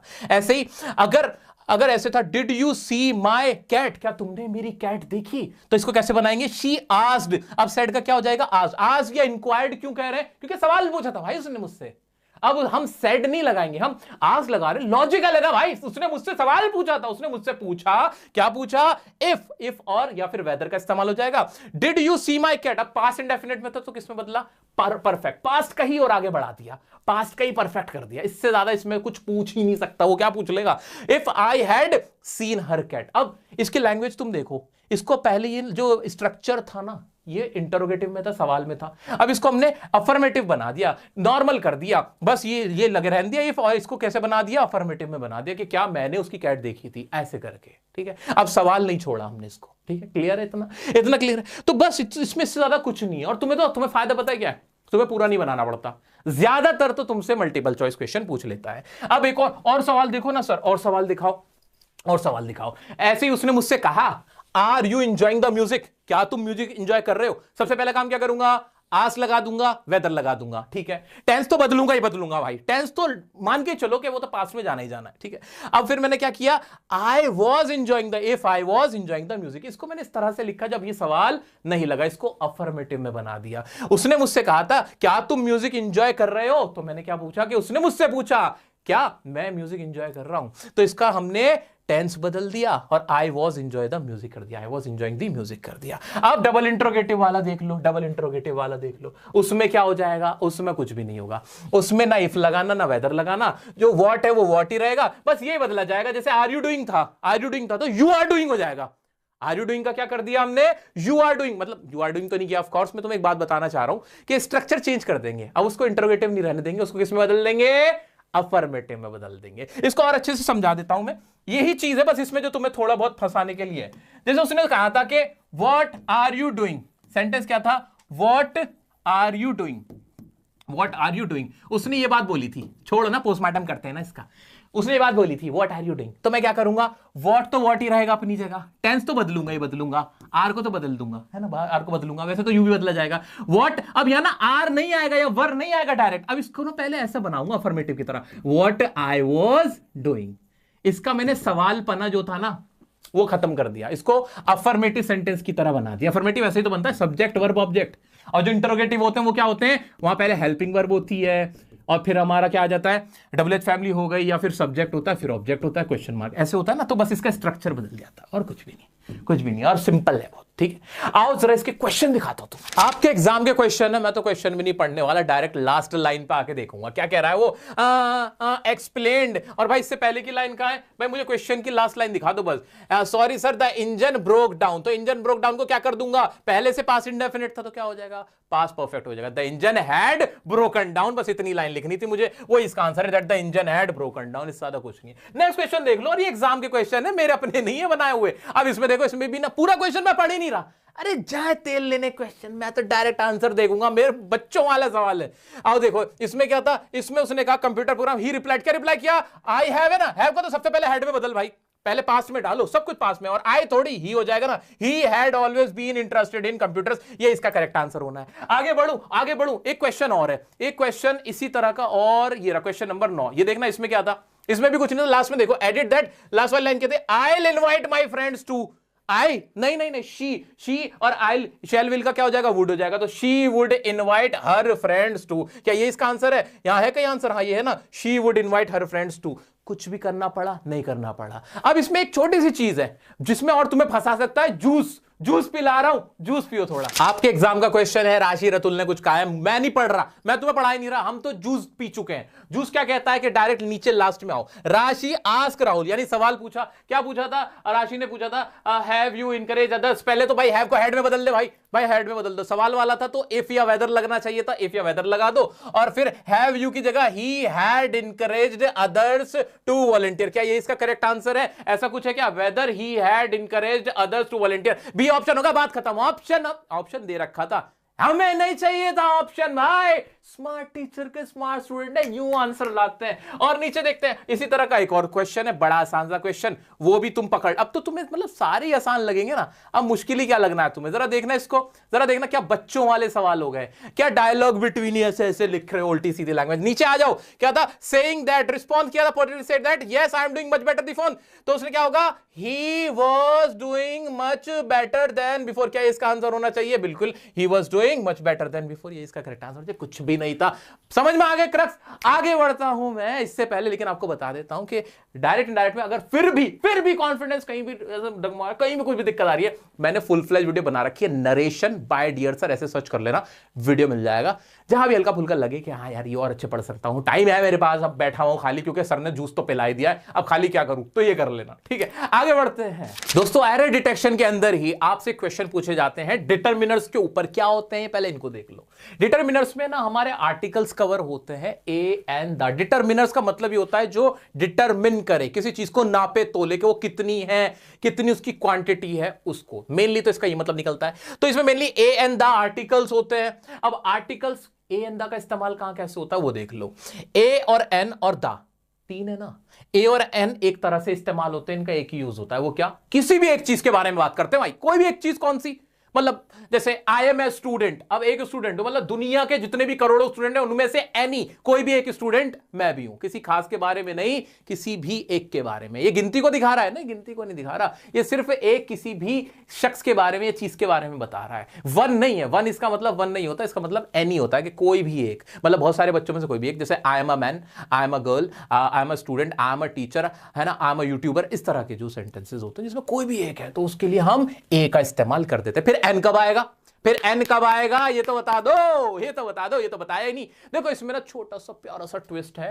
एन का इस्तेमाल कब करेंगे, जब हमारा कोई वर्ड जिसकी आवाज ए ई आई ओ यू में निकले, क्या कहा मैंने, जिसकी आवाज अ ई ओ इसमें निकले, आवाज साउंड निकलना चाहिए, तो उसके साथ हम एन लगा देंगे, वरना ए लगाएंगे। क्लियर हो गया? क्या क्या क्या क्या क्या क्या, जैसे आई एम ए स्टूडेंट है, ए तो आना ही था, लेकिन अगर स्टूडेंट्स की आवाज से पहले सा की आवाज आई थी, अगर यही आवाज आ की होती, जैसे I am an old person, old में ओ की आवाज आई ना, ए ई ओ की आवाज आई, तो यहां आई एम ए ओल्ड नहीं होगा, क्या होगा, आई एम एन ओल्ड हो जाएगा। बस इतना सा फर्क है और इसके अंदर कुछ नहीं। जैसे आई हैव अ बॉल, अब बॉल से पहले ये जो बॉल है, इससे पहले मेरे पास एक बॉल है, इससे पहले ये जो बा है, बा की आवाज क्या ए ई आई ओ यू में से एक है, नहीं, तो इसके साथ ए ही आएगा। अगर इसमें से ए ई आ ओ में से कोई सी आवाज आ रही होती तो इसके साथ एन आ जाता, बात खत्म थी। जैसे मैंने कहा कि आई एम, मैंने क्या कहा, मैंने कहा मेरे दोस्तों, मैंने कहा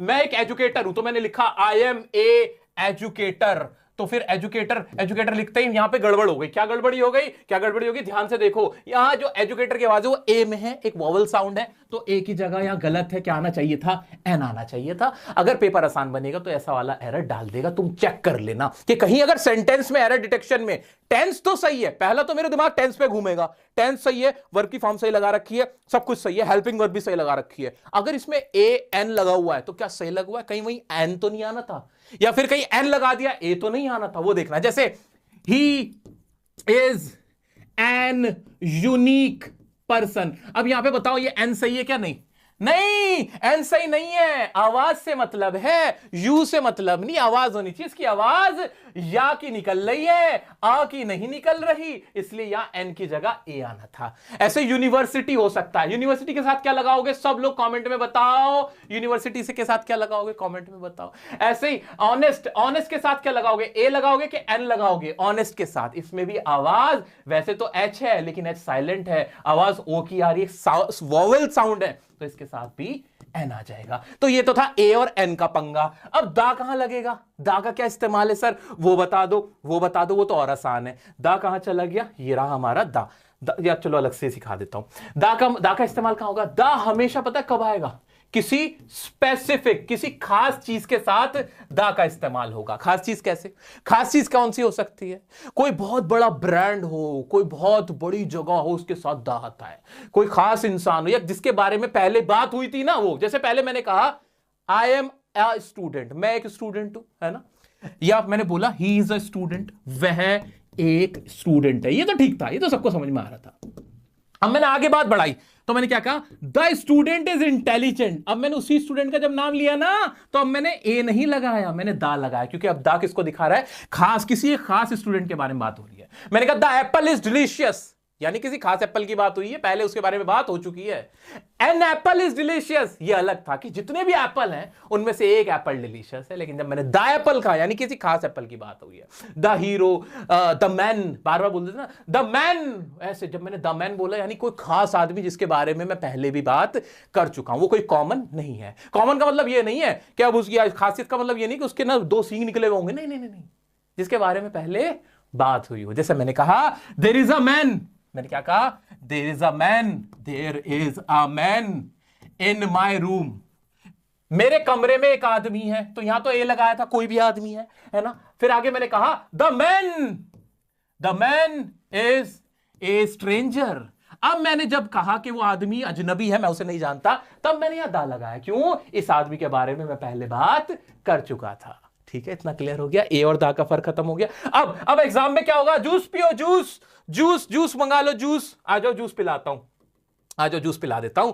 अब दा में ना क्या गलती होती है, नामों के आगे दा लगा हुआ मिल जाएगा, एग्जाम में डाल देगा, किसी के नाम के आगे दा लगा देगा, जैसे अतुल, दा अतुल कर देगा, दा आकाश कर देगा, ऐसा नहीं होता, गलत है। दा नामों के साथ, किसी चीज के नाम के साथ नहीं आता, किसी कंट्री के नाम के साथ दा नहीं आता। दा इंडिया गलत होगा, दा पाकिस्तान गलत होगा, दा बांग्लादेश, दा श्रीलंका, दा लगेगा ही नहीं। कॉन्टिनेंट के साथ दा लग जाता है, कॉन्टिनेंट जैसे, और जो ग्रुप ऑफ कंट्रीज हो उनके साथ लग जाएगा, द अंटार्कटिक, है ना, इस तरह से उनके साथ लग जाएगा।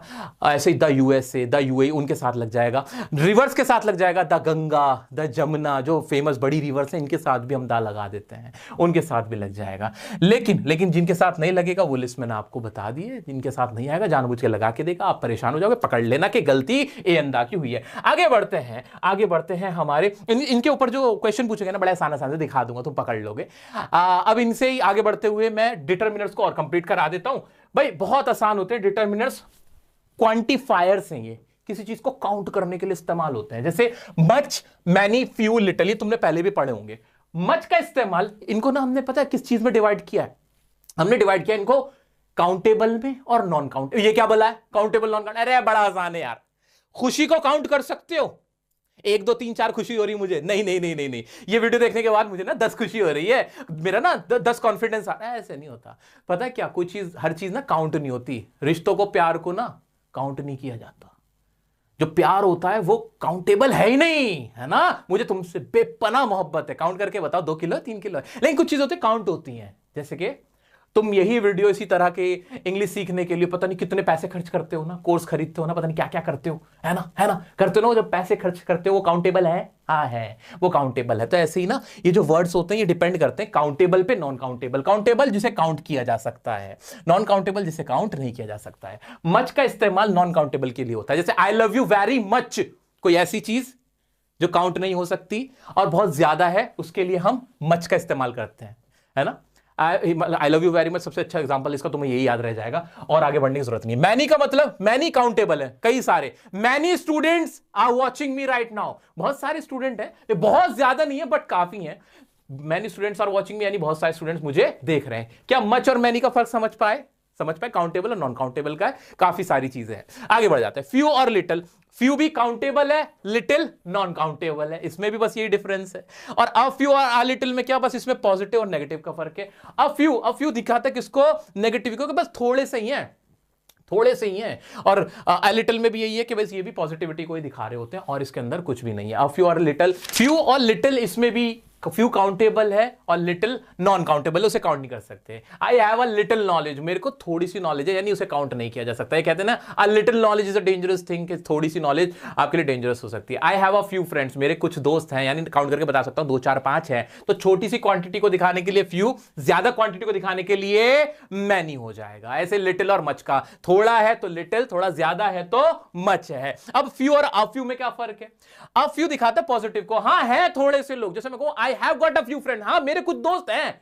I have a few students who love me, मेरे पास कुछ स्टूडेंट्स हैं जो मुझसे प्यार करते हैं। लेकिन अ लिटिल, ऐसे ही अ लिटिल का है, अ लिटिल में भी अ लिटिल दिखाएगा पॉजिटिव, अ लिटिल हाँ मतलब I have a little knowledge, मेरे पास है थोड़ी सी नॉलेज। अगर से बोलूं आई हैव लिटिल नॉलेज, यानी मेरे पास बस थोड़ी सी है यार, और ज्यादा दे दो, ठीक है। तो few, a few, little, a little का ये डिफरेंस था। अब इसके आंसर एक साथ करा दूंगा क्वेश्चंस। आगे बढ़ते हैं, और कौन कौन से होते हैं, ईच, एवरी, दिस, दैट, बहुत आसान होते हैं। ईच और एवरी लगभग इंटरचेंजेबल ही होते हैं। किसी ग्रुप में ईच एंड एवरीवन ऐसे बोल देते हैं ना, एक साथ भी बोल देते बोलते हैं प्रत्येक या प्रति के लिए हम ईच एंड एवरी बताते हैं, यानी किसी एक इंडिविजुअल की जब बात हो रही होती है तो उसके लिए हम ईच एवरी का इस्तेमाल करते हैं। इंपॉर्टेंट यह है कि इनके साथ हमेशा वर्ब कौन सी यूज होगी, सिंगुलर, क्योंकि ये एक को दिखाते हैं। देखिए जैसे एवरी स्टूडेंट, अगर आगे बोल दे स्पीक्स इंग्लिश, हर स्टूडेंट इंग्लिश बोलता है, तो स्पीक के साथ एस आएगा क्योंकि ये सिंगुलर है, थर्ड पर्सन है, तो स्पीक्स होगा, स्पीक नहीं होगा। एवरी स्टूडेंट लव्स मी होगा, एवरी स्टूडेंट लव मी नहीं होगा। क्लियर हो गया? आगे बढ़ जाते हैं। दिस और दैट सबसे आसान। दिस कोई चीज सामने है, आंखों के सामने देख के बोल सकते हो कि दिस इज इंपॉर्टेंट, और दैट कोई चीज दूर है, कोई चीज दूर है, दैट इज इंपॉर्टेंट। या कोई चीज पहले डिस्कस हुई थी, पहले उसके बारे में बात हुई थी, तो दैट लगाते हैं कि that day I was there, उस दिन मैं वहां था, तो उसके लिए हम दैट लगाते हैं। तो दिस और दैट का सिर्फ यही फर्क है। और दोस क्या होता है? दोस प्लूरल होता है दीज का। दीज और दोस को भी पकड़ लेते हैं, यहीं पर बहुत आसान था। दीज का इस्तेमाल किन्हीं दो चीजों के लिए होता है, और दोस का इस्तेमाल बहुत सारे लोगों के लिए होता है, बहुत सारी चीजों के लिए होता है। दोज वर डेज, वो दिन थे। दीज मतलब दीज भी प्लूरल है, प्लीज, दीज भी प्लूरल है, दोस भी प्लूरल है, बस फर्क इतना ही है कि दीज जो सामने बैठे हुए हैं, जो सामने बैठे हुए हैं उनके लिए, मतलब दो या दो से ज्यादा लोगों के लिए दीज आ गए, लेकिन सामने बैठे हैं। और दोज जो मतलब सामने नहीं है, कहीं दूर है। Those students who watch my videos will be very successful. जो स्टूडेंट जिन्होंने मेरी वीडियो देखते हैं वो सक्सेसफुल होंगे। ऐसे दीज स्टूडेंट्स, जैसे मैं आपकी बात कर रहा हूं अभी, कि these students will score 100 out of 100। ये जो स्टूडेंट अभी मुझे देख रहे हैं वो 80 आउट ऑफ 80 लेके आएंगे नंबर। तो ये सिंगुलर है, दिस और दैट सिंगुलर है, और दीज और दोस प्लूरल है, एक से ज्यादा की बात हो रही है। इतना क्लियर है? बहुत ज्यादा इसमें समय इसलिए नहीं लगा रहा क्योंकि टॉपिक इतना बड़ा है कि इस पे मैं 2 दिन बोल सकता हूं। अगर कहीं भी दिक्कत आती है ना इसमें, तो मैंने फिर भी अलग से वीडियो बना रखी है, डिटरमिनर का ऐसा 1 शॉट वीडियो प्यारा सा बना रखा है। वैसे तो दिक्कत आएगी नहीं, अभी क्वेश्चन कराऊंगा यार, छोड़ो तो तुम बहुत आसानी से तुम कर डालोगे। फिर भी मेरा ना ख्याल आ जाता है क्लास के उस सबसे कमजोर बच्चे का जो डर के मारे कह नहीं पाता है, तो मैं चाहता हूं जो सबसे कमजोर अपने आप को इंग्लिश में समझता है ना, वो लेके आए इस 80 में से 80 नंबर। तब मेरे को लगेगा मैंने अपने जीवन में कुछ किया। सम और एनी देख लो, सम का इस्तेमाल कुछ के लिए होता है, काउंटेबल भी होता है, अनकाउंटेबल होता है। जैसे I have got some friends, मेरे कुछ दोस्त हैं। I have some questions to ask, मेरे को कुछ क्वेश्चन पूछने, तो कुछ की जगह हम सम लगा देते हैं। ज्यादातर ये क्या कहते हैं, काउंटेबल नॉन काउंटेबल दोनों में इस्तेमाल हो जाता है, कोई ऐसा इसमें प्रॉब्लम नहीं होता। ऐसे ही एनी का इस्तेमाल हमेशा नेगेटिव में होता है। I don't have any friend, मेरा कोई फ्रेंड नहीं है। I don't have any question, मेरे पास कोई क्वेश्चन नहीं है। I don't have any doubt, मेरे को कोई डाउट नहीं है। I don't have any problem, मुझे कोई प्रॉब्लम नहीं। इस तरह से एनी का इस्तेमाल होता है। एनी और सम आपस में बिल्कुल अपोजिट है। ये पॉजिटिव नेगेटिव, ज्यादातर पॉजिटिव में इस्तेमाल होता है, और ये बिल्कुल हमेशा नेगेटिव में होता है। ये याद रख लेना, इसमें कुछ भी नहीं था। डिटरमिनर्स बहुत आसान होते हैं, आपको कभी दिक्कत नहीं आएगी। एक बार इन्हें अपने माइंड में इनका डिफरेंस सोच लेना, आसानी से समझ में आ जाएगा कि मच वर्सेस मैनी क्या हो सकता है, कि एक काउंटेबल है, एक अनकाउंटेबल है। ऐसे मोर वर्सेस मोस्ट, इसके ऊपर बहुत क्वेश्चन आता है। मोर और मोस्ट, ये सुन लो। मोर का इस्तेमाल कंपैरिजन करते हुए होगा, किसी से कंपैरिजन की जाएगी। जैसे ही इज मोर हैंडसम, वो ज्यादा हैंडसम है किसी और से, है ना। जैसे मैं बोल सकता हूं आई एम मोर इंटेलिजेंट, मैं ज्यादा इंटेलिजेंट हूं। लेकिन मोस्ट क्या होगा? मोस्ट दिखाएगा कि सबसे ज्यादा। तो इसके साथ क्या लगता है? हमेशा दा लगता है। He is the most intelligent student, he is the most smart, most intelligent teacher. Smart तो स्मार्टेस्ट हो जाएगा, है ना। इस तरह से मोस्ट ना कंपैरिजन के लिए नहीं, बल्कि सबसे अच्छे के लिए आता है। एग्जाम में क्वेश्चन पूछ लेगा, 2 लोगों की कंपैरिजन हो रही होगी, वहां पे मोर लगा देगा। आप कहोगे नहीं मोर नहीं, मोस्ट आएगा। ऐसे एग्जाम में कहीं कंपैरिजन करनी होगी, वहां कंपैरिजन नहीं करेगा, मोस्ट लगा देगा। तो वो आपको देखना होगा, बहुत आसान, ऐसे पकड़ लोगे। ऐसे आगे बढ़ जाते हैं। लेस वर्सेस द लिटिल, ये तो बहुत आसान सही था। मच वर्सेस लिटिल आपने देख लिया, मच ज्यादा के लिए, लिटिल कम के लिए, बस इतना ही फर्क था। अब मैं क्या इसके आंसर कर रहा हूं, क्वेश्चंस करा दो, लाओ लपेट, तुम देखते ही इसका आंसर, क्योंकि मैं जूस पिला रहा हूं तुम्हें, तुम जूस पीते ही ना इसका आंसर देखना कैसे करोगे। क्वेश्चन है, ब्लैंक दे रखा है, सन इज अबाउट टू सेट, बताओ इसके अंदर क्या आना चाहिए। सन के साथ दाल लगना चाहिए कि नहीं? सन, मून, जितने भी प्लैनेट, इनके साथ दाल लग जाता है भाई, बड़ी चीज है, स्पेसिफिक चीज है, इस तरह से भी याद रख सकते हो। तो क्या एन सन तो आना ही नहीं था? ए सन एक बार को लग सकता था कि हाँ ए हो जाए, लेकिन एक सन, बहुत सारे सन है क्या, तुम कहीं से भी लॉजिक लगाओगे तो भी इसका आंसर तुम्हें दा ही मिलेगा। ऐसे नेक्स्ट है, रिलेटिव हैज बीन इनवाइटेड। अब इसको थोड़ा और बड़ा कर देता हूं, रिलेटिव हैज बीन इनवाइटेड। अब इसमें है एवरी, फ्यू, मैनी, मच। एक बात बताओ, मच आना चाहिए क्या? काउंटेबल है ना रिलेटिव, हाँ, रिलेटिव्स नहीं है, एक है, तो यहां पे क्या होना चाहिए? हर रिलेटिव को इनवाइट किया गया, तो एवरी रिलेटिव इसका आंसर होना चाहिए कि नहीं? बिल्कुल करेक्ट है सर, आगे बढ़ जाएं आप। He does not have dash friends, उसके बहुत सारे दोस्त नहीं, ये आवाज निकल सकते जो भी। क्या इसके साथ मैं मच लगाऊं? उसके ज्यादा दोस्त नहीं है, मच, मच है ना। I love you very much से याद रखो ना, फ्रेंड्स को तो काउंट कर सकते हैं, तो यहां क्या होना चाहिए, मैनीज का आंसर होना चाहिए कि नहीं। बहुत आसान था, बहुत आसान था। ऐसे आगे बढ़ जाऊं, have you read about dash right to education. Right to education से पहले ए आ जाएगा, एन आएगा, द आएगा, क्या आएगा तुम बताओ। क्या बहुत सारे राइट टू एजुकेशन है? नहीं नहीं, ये तो एक राइट था ना, जो एक कानून बना था। तो I have you read about the right to education act. ये एक एक्ट है कि स्पेसिफिक चीज है, इसके साथ हमें दा लगाना था। इस तरह से इसके क्वेश्चन हो जाएंगे। और क्वेश्चन दिखाता हूं, रुको। तो I have heard dash story before, यह स्टोरी था, एक स्टोरी के बारे में बात हुई है, तो क्या बताओ, दीज आएगा, दिस आएगा, या ए आएगा, या एन आएगा। बहुत आसान था कि I have heard this story before. अभी जिस स्टोरी की बात हो रही है उसके लिए तो आंसर होगा। हाँ, इसका आंसर एक हो भी सकता था, ए भी हो सकता था, लेकिन यहां पे दिस मुझे ज्यादा सही लग रहा है कि मैं ये कहानी सुन चुका हूं, इसका ये आंसर हो जाना था। और रुको ना तुम, और देखो और देखो और देखो, ये एग्जाम के क्वेश्चन पकड़ लेते हैं, जरा देखना क्या तुम नहीं बना पाओगे। एरर डिटेक्शन वाले क्वेश्चन है, जरा पकड़ना इसको। More of the fun and excitement in our lives comes from using our imagination. पहला तो दिमाग में घंटी बजाएंगे कि बताओ ये टेंस तो ठीक है ना, हाँ तो टेंस तो ठीक है, कम से यानी आज की बात हो रही है कि हमारी जिंदगी में जो भी फन वन आता है, ऐसे बात हो रही है, कोई दिक्कत नहीं है। लेकिन यहां मोर लगा रखा था, मोर डिटर्मिनस तो हमने पढ़े थे, मोर तो कंपैरिजन करने के लिए था, मोस्ट आना चाहिए था कि नहीं, वो इसका करेक्ट आंसर है। 2 सेकंड में पकड़ोगे, 2 सेकंड में मोर। अच्छा, इन्होंने चॉइस के लिए दे भी रखा था, इससे और आसानी हो जाती है।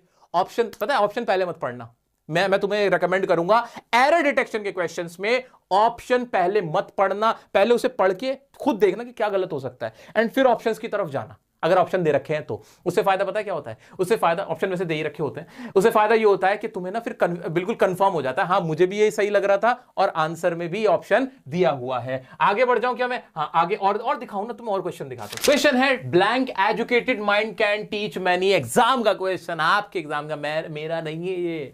अब इसमें ऑप्शन दे रखे थे कि बताओ क्या होना चाहिए, द होना चाहिए, ए होना चाहिए, एन होना चाहिए, दिस होना चाहिए।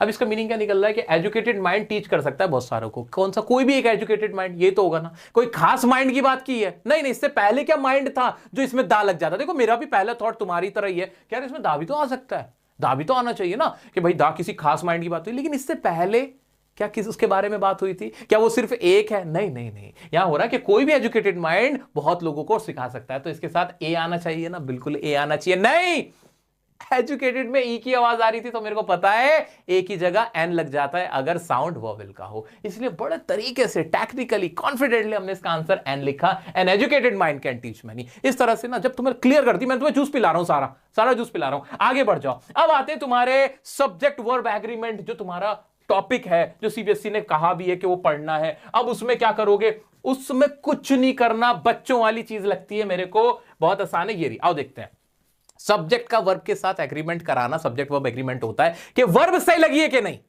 क्या इजेमार सही लगा है कि नहीं, सिंगुलर और प्लूरल का देखना है तुम्हें। उसके लिए तुम्हें लिस्ट दे रहा हूं, ये रही, बना के दे रहा हूं। Use singular verb with these singular uncountable noun. इन सबके साथ हमेशा सिंगुलर वर्ब लगाना। जैसे फर्नीचर है, फर्नीचर आर नहीं होगा, फर्नीचर इज होगा। पोएट्री इज होगा, न्यूज का भी प्लूरल नहीं होगा, न्यूज के साथ भी इज ही लगा देना। एडवाइस, हेयर, हेयर का हेयर्स का भी नहीं होता, इज लगा देना। Alphabet, information, machinery, business, knowledge, knowledge are नहीं होगा, नॉलेज इज होगा, हैज होगा, इनके साथ सिंगुलर वर्ब आएगी। इतना क्लियर हुआ कि आगे बढ़ूं। हाँ, इसके ऊपर भी क्वेश्चन पूछता है, आसान आसान पूछता है, जैसे her here is white, the information is fake, the furniture of her house is very expensive, your advice is. ये कभी भी आर नहीं आएगा इनके साथ, इतना क्लियर हुआ। ऐसे इन सबके साथ भी सिंगुलर वर्ब लगानी। कौन सी, ये हमेशा एक साथ जुड़े हुए होते हैं। कौन से, bread and butter, hammer and sickle, slow and steady, rice and curry, sun and substance, sum and substance, bag and baggage. ये वैसे मैं तुम्हें एडवांस लेवल का ही करा रहा हूं, इतना तुमसे पूछा नहीं जाएगा, फिर भी इनको देख लेना, कोई दिक्कत नहीं है। आगे बढ़ जाते हैं। अब जो सबसे कॉमन है वो सुन लो, इनके साथ हमेशा प्लूरल वर्ब होगी। सीजर्स, कैंची, कैंची हमेशा प्लूरल ही रहती है, इसके साथ आर ही आएगा, वर ही आएगा, हैव ही आएगा। Trousers, gallows, pants, archives, congratulations, binoculars, riches, remains, ये सारे हैं, एक बार पढ़ लेना, नजर मार लेना, इन्हीं में से अगर आएगा ना तो आसान से आ जाएगा। ट्राउजर्स, सीजर्स, पैंट्स, इसमें से आ जाएगा। और जो सबसे ज्यादा आएगा ना एग्जाम में, वो कहां चला गया, वो मैं तुम्हें दिखाना चाहता हूं। ये एग्जाम्पल है, देख लेना, नजर मार लेना, कोई इंपॉर्टेंट ज्यादा मुश्किल नहीं है। ये रहा सबसे important, use singular verb with the following. Logic भी है, देखो लॉजिक है, कुछ भी रटने की जरूरत नहीं। जूस पियो, जूस पियो, जहां आवाज ही एक की आ रही है तो उसके साथ तो सिंगुलर ही आएगा ना। Each, each student is intelligent, each student is present here, each है ही अपने आप में एक, ऐसे आइदर नाइदर, एवरीवन, एवरीवन हर एक खुश है, एवरीवन इज हैप्पी होगा, एवरीवन आर हैप्पी होगा क्या? नहीं, हर एक यानी एक की बात हो रही है ना, हिंदी भी निकाल के देख लोगे तो एक ही आवाज हो रही है। समवन हैज कम, कोई आया है, कोई यानी एक ही है ना कोई, तो उसके साथ भी हैज ही होगा। समथिंग हो गया, no one, anything, anybody, somebody, इन सबके साथ सिंगुलर वर्ब होगा, यानी इज आएगा, यानी आर आएगा, सॉरी यानी इज आएगा, हैज आएगा। ठीक है, इतना क्लियर है। आगे बढ़ते हैं। वर्ब की फर्स्ट फॉर्म लगेगी इनके साथ, usually, always, daily, often, never, क्योंकि कभी कभी ना हम डर जाते हैं। जैसे मैंने कहा मैं हमेशा सच बोलता हूं, आई ऑलवेज स्पीक, ऐसे ही चलेगा। ठीक है, आई ऑलवेज स्पीक ट्रूथ, ये सेंटेंस बनेगा। जनरली, नॉर्मली, इनके साथ कभी कभी हम लगाते नहीं। जैसे शी ऑलवेज स्पीक्स इंग्लिश होगा, शी ऑलवेज स्पीक इंग्लिश नहीं होगा, स्पीक्स ही होगा। वहां तुम डटे रहना, कहीं ऑलवेज देख के, जनरली देख के डर जाओ कि अब ऐसी एस लगाऊं कि नहीं। नहीं, जो रूल मैंने तुम्हें जूस पिलाया है ना कि वर्ब की फर्स्ट फॉर्म के साथ एस आएगा अगर सब्जेक्ट सिंगुलर है और थर्ड पर्सन है, तो वो लगेगा ही लगेगा, चाहे ऑलवेज लिखा हो, ऑफ्टन लिखा हो, जनरल लिखा हो, हमें उससे लेना देना नहीं है। इतना हमें क्लियर करके चलना है। अब सबसे ज्यादा जो पूछा जाता है वो भी है वन ऑफ के साथ। जैसे वन ऑफ माई फ्रेंड्स है तो इसमें भी वन है ना, तो यहां भी जो वर्ब आएगी वो हमेशा सिंगुलर रहेगी। ये जो वर्ब रहेगी वो हमेशा सिंगुलर रहेगी, ये आपको याद रखना है। One of my friends, one of my students, one of my students is, ऐसे रहेगा। One of my viewers is, ऐसे करके रहेगा। इतना क्लियर हो गया, इसमें प्लूरल नहीं आएगा। जैसे शी नेवर स्पीक था, शी नेवर स्पीक ट्रूथ होगा क्या? नहीं नहीं नहीं नहीं, शी नेवर स्पीक्स ही रहेगा, क्योंकि वो प्रेजेंट इंडेफिनिट है। वो रूल, ये मतलब है तो कॉमन सी चीज है, फिर भी बच्चे गलती कर जाते, फंस जाते हैं इसके अंदर। सेंटेंस है ईच ऑफ द बॉयज, यानी एक, हर कोई एक, एक ईच आ रहा है ना, यानी किसी हर एक बच्चे की बात हो रही है। तो ये हो ना हो, ये सिंगुलर वर्ब आनी है ना। अब ऑप्शन दे दिया, are being, have been, was were, बताओ क्या होना चाहिए? बाकी तीनों, हैव भी प्लूरल के साथ होता है, आर भी प्लूरल और वर भी प्लूरल। ना होने मतलब मुझे कुछ पता भी नहीं ना, मुझे मीनिंग भी नहीं पता ना, तो जूस पी के आया हूं, ईच है तो ईच और एवरीवन के साथ हमेशा, बताओ क्या होता है? सिंगुलर होता है ना, वॉज इसका आंसर हो जाएगा। कुछ करने की जरूरत नहीं है। ऐसे नेक्स्ट सेंटेंस देखना जरा, नेक्स्ट सेंटेंस भी देखो बच्चों वाला है, एरर डिटेक्शन वाले, फिलअप्स वाले क्वेश्चन है। Governments are starting programs dash teach adults how to read and write. अब इसमें ऑप्शन दे दी क्या होना चाहिए कि प्रोग्राम स्टार्ट किया क्या करने के लिए? टीच करने के लिए। तो यहां पे टू टीच अपने आप ही, ये तो मतलब ये कोई रूल बार बार समझने की भी जरूरत नहीं है, तो इसमें तो टू टीच अपने आप ही हमें समझ में आ रहा है। That teaching, which taught, word teaching, ये तो कुछ बन ही नहीं रहा था। तो क्या बनना था कि गवर्नमेंट्स स्टार्ट कर रही है प्रोग्राम, गवर्नमेंट्स ने स्टार्ट किए वाले प्रोग्राम, क्योंकि गवर्नमेंट्स था, आर था, ये दोनों तो आपस अपने आप से ही थे, प्लूरल है, वो भी प्लूरल वर्ब भी आ गई। आगे क्या था? टीच, टीच के साथ टू लग के ही हमारी फर्स्ट फॉर्म आनी थी, और वो हमें समझ में आगे बहुत आसान सा था। नीचे नीचे आते हैं, थोड़ा सा नीचे आते हैं, इसमें देखते हैं एरर डिटेक्शन क्या है भाई, जरा देखते हैं। भाई बहुत बड़ा सेंटेंस है, latex was a natural polymer found beneath the bark of a mature rubber tree. अब इसमें वाज इस्तेमाल हुआ है कि लेटेक्स नाम का कोई नेचुरल पॉलीमर था। बार बार कह रहा हूं टेंस पकड़ा करो। अब नहीं रहा क्या? खत्म हो गया क्या लेटेक्स नाम का जो भी पॉलीमर था? नहीं भाई, क्या यहां पे इज होना चाहिए? बिल्कुल। और फिर तुम्हें ऑप्शन भी वो दे देगा, ऑप्शन में तुम्हें इज और एमआर का, तो फिर तुम्हें कंफर्म भी हो जाएगा कि अच्छा ये इज वाला दे रहा है, अच्छा वॉज की जगह इज होगा, हाँ ये इसका करेक्ट आंसर होगा। तो एरर डिटेक्शन में क्या करना है वो सुनो। क्वेश्चन तो मैं तुम्हें दुनिया भर के करा दूं, मैं तुम्हें जूस पिला रहा हूं, सुनो। ये ना इस तरह के ही क्वेश्चन मारता है, कहीं पे ना वॉज लगा देगा और जबकि इज होना चाहिए था। किसी चीज के बारे में बात करते तो पकड़ा करो कि वॉज लगा के क्या बन रहा था। थोड़ा तुक्का ही मारोगे ना तो भी करेक्ट आंसर लिख के आ जाओगे। कहीं पे जानबूझ के आर लगा देगा और जहां पे क्या होना चाहिए था, जहां पे इज होना चाहिए था, सिंगुलर प्लूरल का डाल देगा। तो एरर डिटेक्शन माइंड में रखते हुए सबसे पहला काम हमें क्या करना है एरर डिटेक्शन में? टेंस, आधी समस्या तो टेंस से ही पूरी हो जाएगी।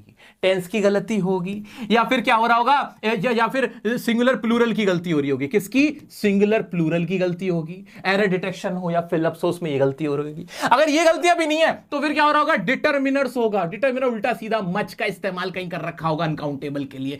ए एंड दा में कहीं उल्टा सीधा फंसा रखा होगा। ए एंड दा क्लियर है ना, एकदम क्रिस्टल क्लियर है ना, ठीक है।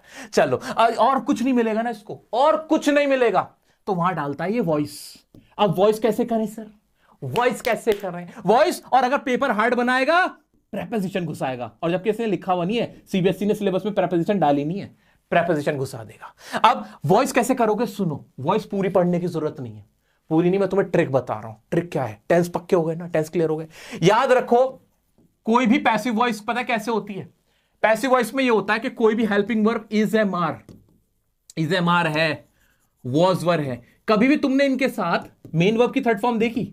नहीं सर, मेन वर्ब की थर्ड फॉर्म तो हमने हमेशा हमेशा किसके साथ देखी है? मेन वर्ब की थर्ड फॉर्म हमने हमेशा मेन वर्ब की थर्ड फॉर्म तो हमने हैज और हैव और हैड के साथ देखी, कभी इज़-एम-आर के साथ तो देखी नहीं। बस यही पहचान है पैसिव वॉइस की। क्या?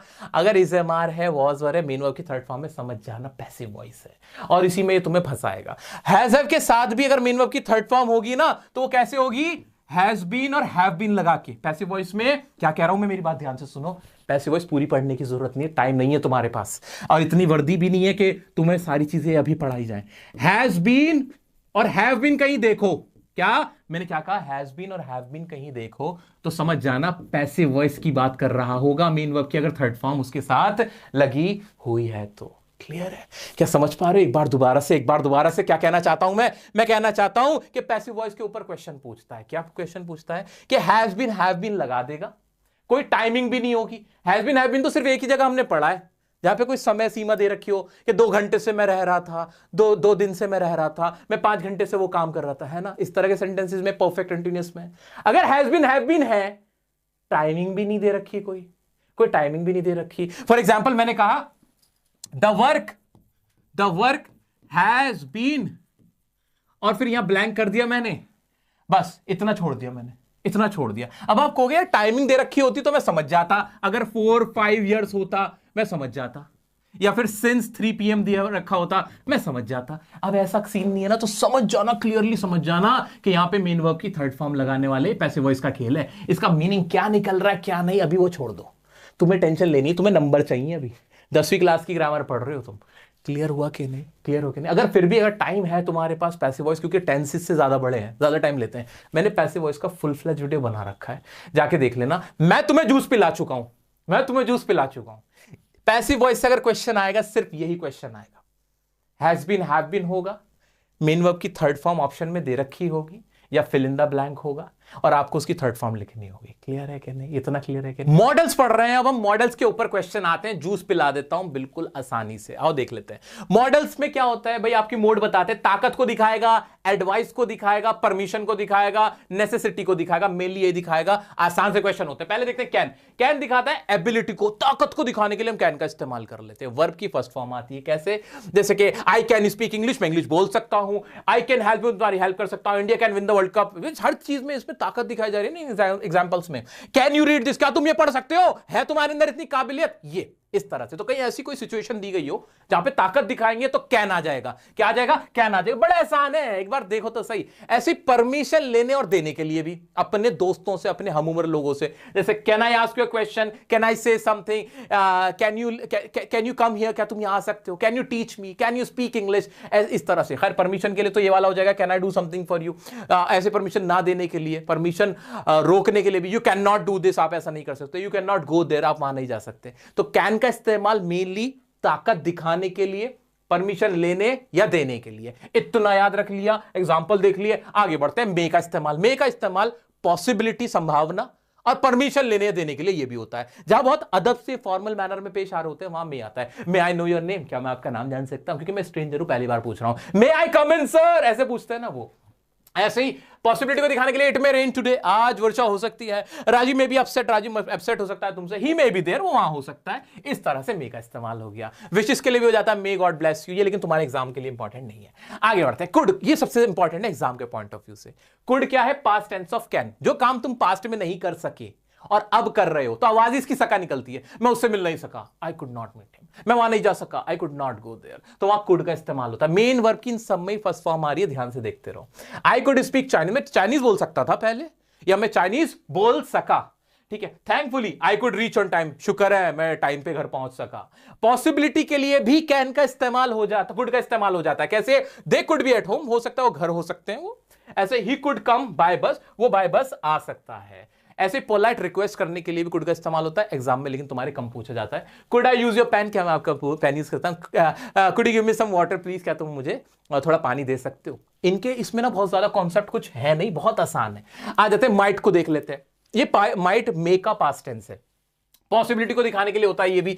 योर बैग, अब ना आप कहोगे सर इतने सारे पॉसिबिलिटी वाले, रुको मैंने टेबल बना रखी है तुम्हारे लिए। Your bag might be in the room, तुम्हारा बैग रूम में हो सकता है। ऐसे सजेशन के लिए माइट का इस्तेमाल हो सकता है। तुम्हारे सैंपल पेपर में पूछा गया था एक क्वेश्चन सजेशन देने के लिए। You might visit the garden, तुम गार्डन में भी विजिट कर सकते हो, तो सजेशन के लिए भी, मशवरा देने के लिए भी माइट का इस्तेमाल हो सकता है। You might try this sweet, तुम ये स्वीट ट्राई कर सकते हो। उसमें कुड नहीं आ सकता, मे नहीं आ सकता, सिर्फ क्या आएगा, माइट आएगा जब सजेशन मशवरा दे रहे हो। ऐसे ही रिक्वेस्ट के लिए might I borrow your pen, ये इंपॉर्टेंट नहीं है। आगे बढ़ते हैं। अब परसेंटेज देख लो, पॉसिबिलिटी के लिए तीनों का इस्तेमाल होता है ना, तो सबसे ज्यादा पॉसिबिलिटी तो कुड में होती है, उसके बाद मे में, और सबसे कम माइट में होती है, इनफॉर्मल मैनर में होती है। इस तरह से इसका आप टेबल देख सकते हो, हायरार्की देख सकते हो। अब शुड को देखते हैं। एडवाइस देने के लिए, किसी को मशवरा देने के लिए, सलाह देने के लिए, इनफैक्ट मशवरा नहीं सलाह देने के लिए। You should join a gym, तुम्हें जिम ज्वाइन करना चाहिए। यू शुड वर्क हार्ड, तुम्हें मेहनत करनी चाहिए। यू शुड लर्न, तुम्हें सीखना चाहिए, तुम्हें याद करना चाहिए। व्हाट शुड आई वियर, मुझे क्या पहनना चाहिए। ऐसे प्रोबेबिलिटी, खैर ये इतने में तुम्हारा काम हो जाएगा, मैं तुम्हें सिर्फ जूस दे रहा हूं। मस्ट का इस्तेमाल शुड से ज्यादा पावरफुल क्या होता है, मस्ट होता है, कि अब इसमें सलाह नहीं दी जा रही, अब कहा जा रहा है ये काम करो, तुमसे उम्मीद की जा रही है तुम्हें करना चाहिए, जिससे यू मस्ट स्टडी नाउ, अब तुम्हें पढ़ना ही चाहिए भाई, अब कोई ऑप्शन नहीं रहा।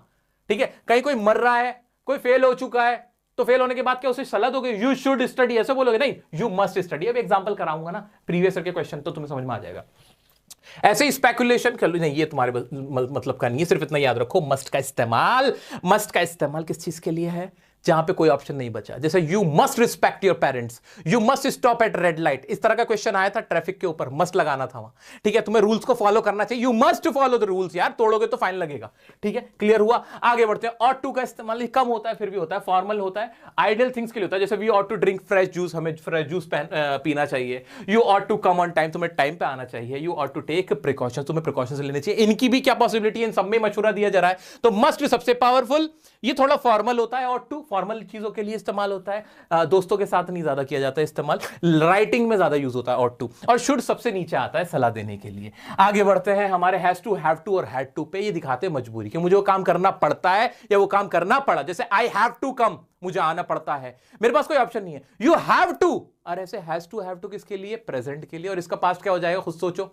हैड टू हो जाएगा यार, बड़ा क्लियर है यार, तुम लोग स्मार्ट हो सब। पास्ट टेंस में हैड टू, मुझे वो काम करना पड़ा, I had to do that work, मुझे पढ़ना पड़ा, आई हैड टू स्टडी, उसे आना पड़ा, he had to come, had to पूरा एक साथ चलता है। क्लियर है, बिल्कुल क्लियर है। ऐसे ही do you have to go there regularly, क्या तुम्हें वहां रोजाना जाना पड़ता है। वी हैड टू स्टॉप, हमें उसे रोकना पड़ा। She doesn't have to do this, उसे ये नहीं करना पड़ता है।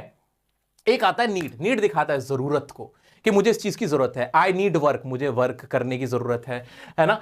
आई नीड टू गो, मुझे जाने की जरूरत है। He need to make a phone call, उसे फोन कॉल करने की जरूरत है। You need not worry at all, तुम्हें परेशान होने की जरूरत नहीं है। अब नीड के बारे में ना एक कॉन्सेप्ट है, वो समझ लो। नीड ना एक मॉडल वर्ब भी है, इसी के ऊपर एग्जाम में क्वेश्चन आता है, जूस पी लो भाई, मॉडल वर्ब भी है और मेन वर्ब भी है, मेन वर्ब भी है और मॉडल वर्ब भी है। अब इसका मतलब क्या है, हमने क्या देखा कि मॉडल वर्ब के साथ ना, मॉडल वर्ब के साथ कोई टू वगैरह का इस्तेमाल नहीं होता। यू कैन, और यहां टू नहीं लगता कभी, यू कैन टू स्पीक ऐसे नहीं होता, यू कैन स्पीक इंग्लिश। लेकिन जो मॉडल, जो मेन वर्ब होती हैं उनके साथ होता है। जैसे यू प्ले टू अर्न, यहां हो जाता है। तो याद रखना, नीड क्या है, नीड अपने आप में दोनों का काम करता है। ये मॉडल की तरह यहां भी आ सकता है और ये यहां लग के इसके आगे टू भी हो सकता है। यू नीड टू वरी भी सही है और यू नीड वरी भी सही है। क्लियर हो गया, क्लियर हो गया। इसमें बहुत ज्यादा कुछ तो नहीं था, नहीं बहुत ज्यादा कुछ नहीं था। तो यू नीड भी सही है और यू नीड टू भी सही है, तो टू लगा सकते हैं। अगर टू लगा रहे हैं यानी इसका मतलब वो मेन वर्ब की तरह इस्तेमाल हो रहा है, नहीं लगा रहे यानी मॉडल वर्ब की तरह इस्तेमाल हो रहा है। इसमें इसके अलावा कुछ भी नहीं है, टेंशन लेने वाला तुम्हारे लेवल का कुछ नहीं है। अब वुड का इस्तेमाल जो बहुत ज्यादा होता है, एक तो पोलाइट रिक्वेस्ट करने के लिए, would you like to have some coffee, would you like to talk to me, would you like to be here, क्या तुम आना पसंद करेंगे, would you like to have some coffee, इस तरीके से आप वुड का इस्तेमाल करते हो। ऑफर देने के लिए would you like some chocolates, I would love to help you, मैं तुम्हारी मदद करना चाहूंगा, इस तरह से। पास्ट हैबिट को दिखाने के लिए वुड का इस्तेमाल होता है। इन माय चाइल्डहुड, मैं अपने बचपन में आई वुड ड्रिंक मिल्क, मैं मिल्क पिया करता था। तो यहां वुड क्या दिखा रहा है, क्या दिखा रहा है, पुरानी आदत को। In my childhood I would speak English, मैं इंग्लिश बोला करता था। या फिर 20 years ago I would run a race, मैं एक रेस ना रन किया करता था, दौड़ लिया करता था। तो यहां वुड क्या दिखा रहा है, पास्ट हैबिट को भी दिखा रहा होता है। तो दिमाग में ये सारे आपको सेंटेंस घुमाने होते हैं। अनरियल सिचुएशन के लिए वुड का इस्तेमाल होता है, कोई काम हुआ नहीं है बस दिमाग में ही है। जैसे विल होता है ना कि आई विल गो देयर, मैं वहां जाऊंगा। अगर मैं से कहूं अगर मैं वहां जाता तो क्या हो जाएगा, if I would go there, इस तरीके से। जैसे we would go to Canada but we are too busy, हम कनाडा जाते बट हम बहुत बिजी थे, इस तरह से। I am in trouble but you would not understand, मैं मुश्किल में हूं लेकिन तुम नहीं समझोगे। तो यहां भी वुड का इस्तेमाल हुआ, विल का नहीं हुआ, क्योंकि वो अनरियल सिचुएशन है कि अगर तुम सोचना चाहो समझना चाहो तुम समझ नहीं पाओगे। If I won the bat I would travel the world, अगर मैं शर्त जीता तो मैं पूरी दुनिया का चक्कर लगाऊंगा, घूमूंगा। तो ये सारी बातें हवाई पुलाव है, ख्याली पुलाव है, बहुत आसान है, इसमें कुछ मुश्किल नहीं होगी। अभी मॉडल्स के हम एग्जांपल देखेंगे तो आप बहुत इजीली कर लोगे। आओ चलो एग्जांपल दिखाता हूं। मॉडल्स के क्वेश्चन देखते हैं। वेयर वर यू, आप कहां थे? You dash be in the class at the right time, आपको क्लास में होना चाहिए था, यही तो आवाज निकल रही है ना, यही तो निकल रही है ना। तो मॉडल्स में क्लैरिटी रखो कि शुड का इस्तेमाल सलाह देने के लिए, मस्ट का इस्तेमाल कोई ऑप्शन ही नहीं है, हैज टू हैव टू का इस्तेमाल जहां पे कोई काम करना पड़ रहा है, कैन का इस्तेमाल ताकत के लिए, कुड पास्ट में कोई ताकत थी उसके बारे में बताने के लिए, है ना, ऐसे तो रहा है। वुड का इस्तेमाल कहीं कुछ ऑफर करने के लिए। ये चीज माइंड में रखते हुए चलोगे, कभी कंफ्यूज नहीं होगे। आओ देखते हैं भाई। यू क्या होना चाहिए? शैल होना चाहिए, शुड होना चाहिए, विल होना चाहिए, वुड होना चाहिए। शैल और विल तो नॉर्मल गागी की आवाज ही देते हैं, है ना। यू विल गो, तुम आप जाओगे, है ना। आई और वी के साथ शैल, बाकी के साथ विल आ जाता है। तो विल और शैल तो आने ही नहीं चाहिए। शुड और वुड में से क्या आएगा? वुड आ जाएगा सर, वुड आ जाए, सही तो निकल रही है इसकी हिंदी। अरे क्यों? वुड का कहीं इस्तेमाल सलाह के लिए कभी होता है नहीं, तो क्या होना चाहिए? शुड होना चाहिए। बहुत सिंपल था कि आपको क्लास में इस वक्त होना चाहिए। यहां क्या कर रहे हो आवारागर्दी? ऐसे ये वाला देखना, dash you help me cross the road young man, क्या आप मेरी मदद करोगे रोड क्रॉस करने के लिए? यही तो आवाज आ रही है, हिंदी में आवाज निकाल के देख लो यार, तुम्हें आंसर मिल जाएगा। तो मे यू हेल्प मी होगा, मे यू हेल्प मी, क्या उसकी परमिशन मांगी जा रही है? नहीं नहीं नहीं नहीं नहीं नहीं। ऐसे ही क्या माइट का इस्तेमाल आएगा? सजेशन दिया जा रहा है उसको? नहीं। क्या पॉसिबिलिटी है? नहीं। ऐसे दिमाग में घुमाओगे आंसर मिल जाएगा। विल यू हेल्प मी, शैल क्यों नहीं आया? क्योंकि आई और वी के साथ शैल आता है, बाकी सबके साथ विल आता है, ठीक है। ऐसे ही I don't see why you dash borrow his cycle, you have one of your own, आपके पास अपनी एक साइकिल है, आपको क्यों बोरो करने की जरूरत है, या आपको जरूरत करनी, आपको क्यों बोरो करनी चाहिए? या तो नीड होता तो नीड आंसर होना चाहिए था, वरना क्या है? शुड हो जाएगा कि तुम्हें क्यों बोरो करनी चाहिए, मुझे समझ नहीं आ रहा। यहां पे शुड आना चाहिए। कुड और मे माइट का कुछ बनता है नहीं। अब एक और देखो, if he came late he dash be punished, अगर वो लेट आता है, अब ये क्या अनरियल सिचुएशन है? आया नहीं है, हवा खाली पुलाव है। खाली पुलाव के लिए अनरियल सिचुएशन के लिए क्या कुछ था?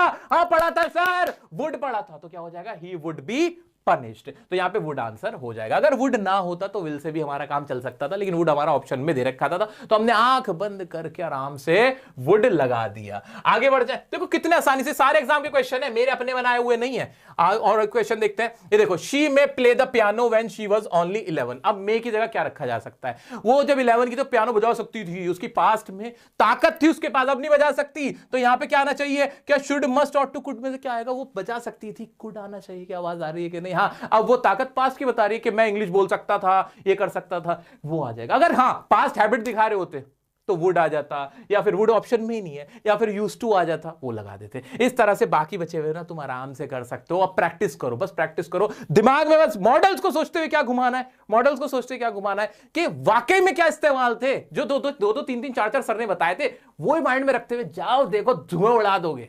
अब प्रेपोजिशन का सुनो, प्रेपोजिशन भी तुम्हें डाल देगा, प्रेपोजिशन के भी क्वेश्चन डालता है। पेपर जब टफ बनाएगा 2-3 क्वेश्चन ऐसे घुसाएगा, प्रेपोजिशन में घुमा देगा, प्रेपोजिशन में घुमा देगा। उसके लिए तुम्हें टू का इस्तेमाल पता होना चाहिए, इन का पता होना चाहिए, एट का पता होना चाहिए, ऑन का पता होना चाहिए। इतने कम से कम करके रख लेना, इतने कम से कम करके रख लेना। एक बिटवीन पता होना चाहिए।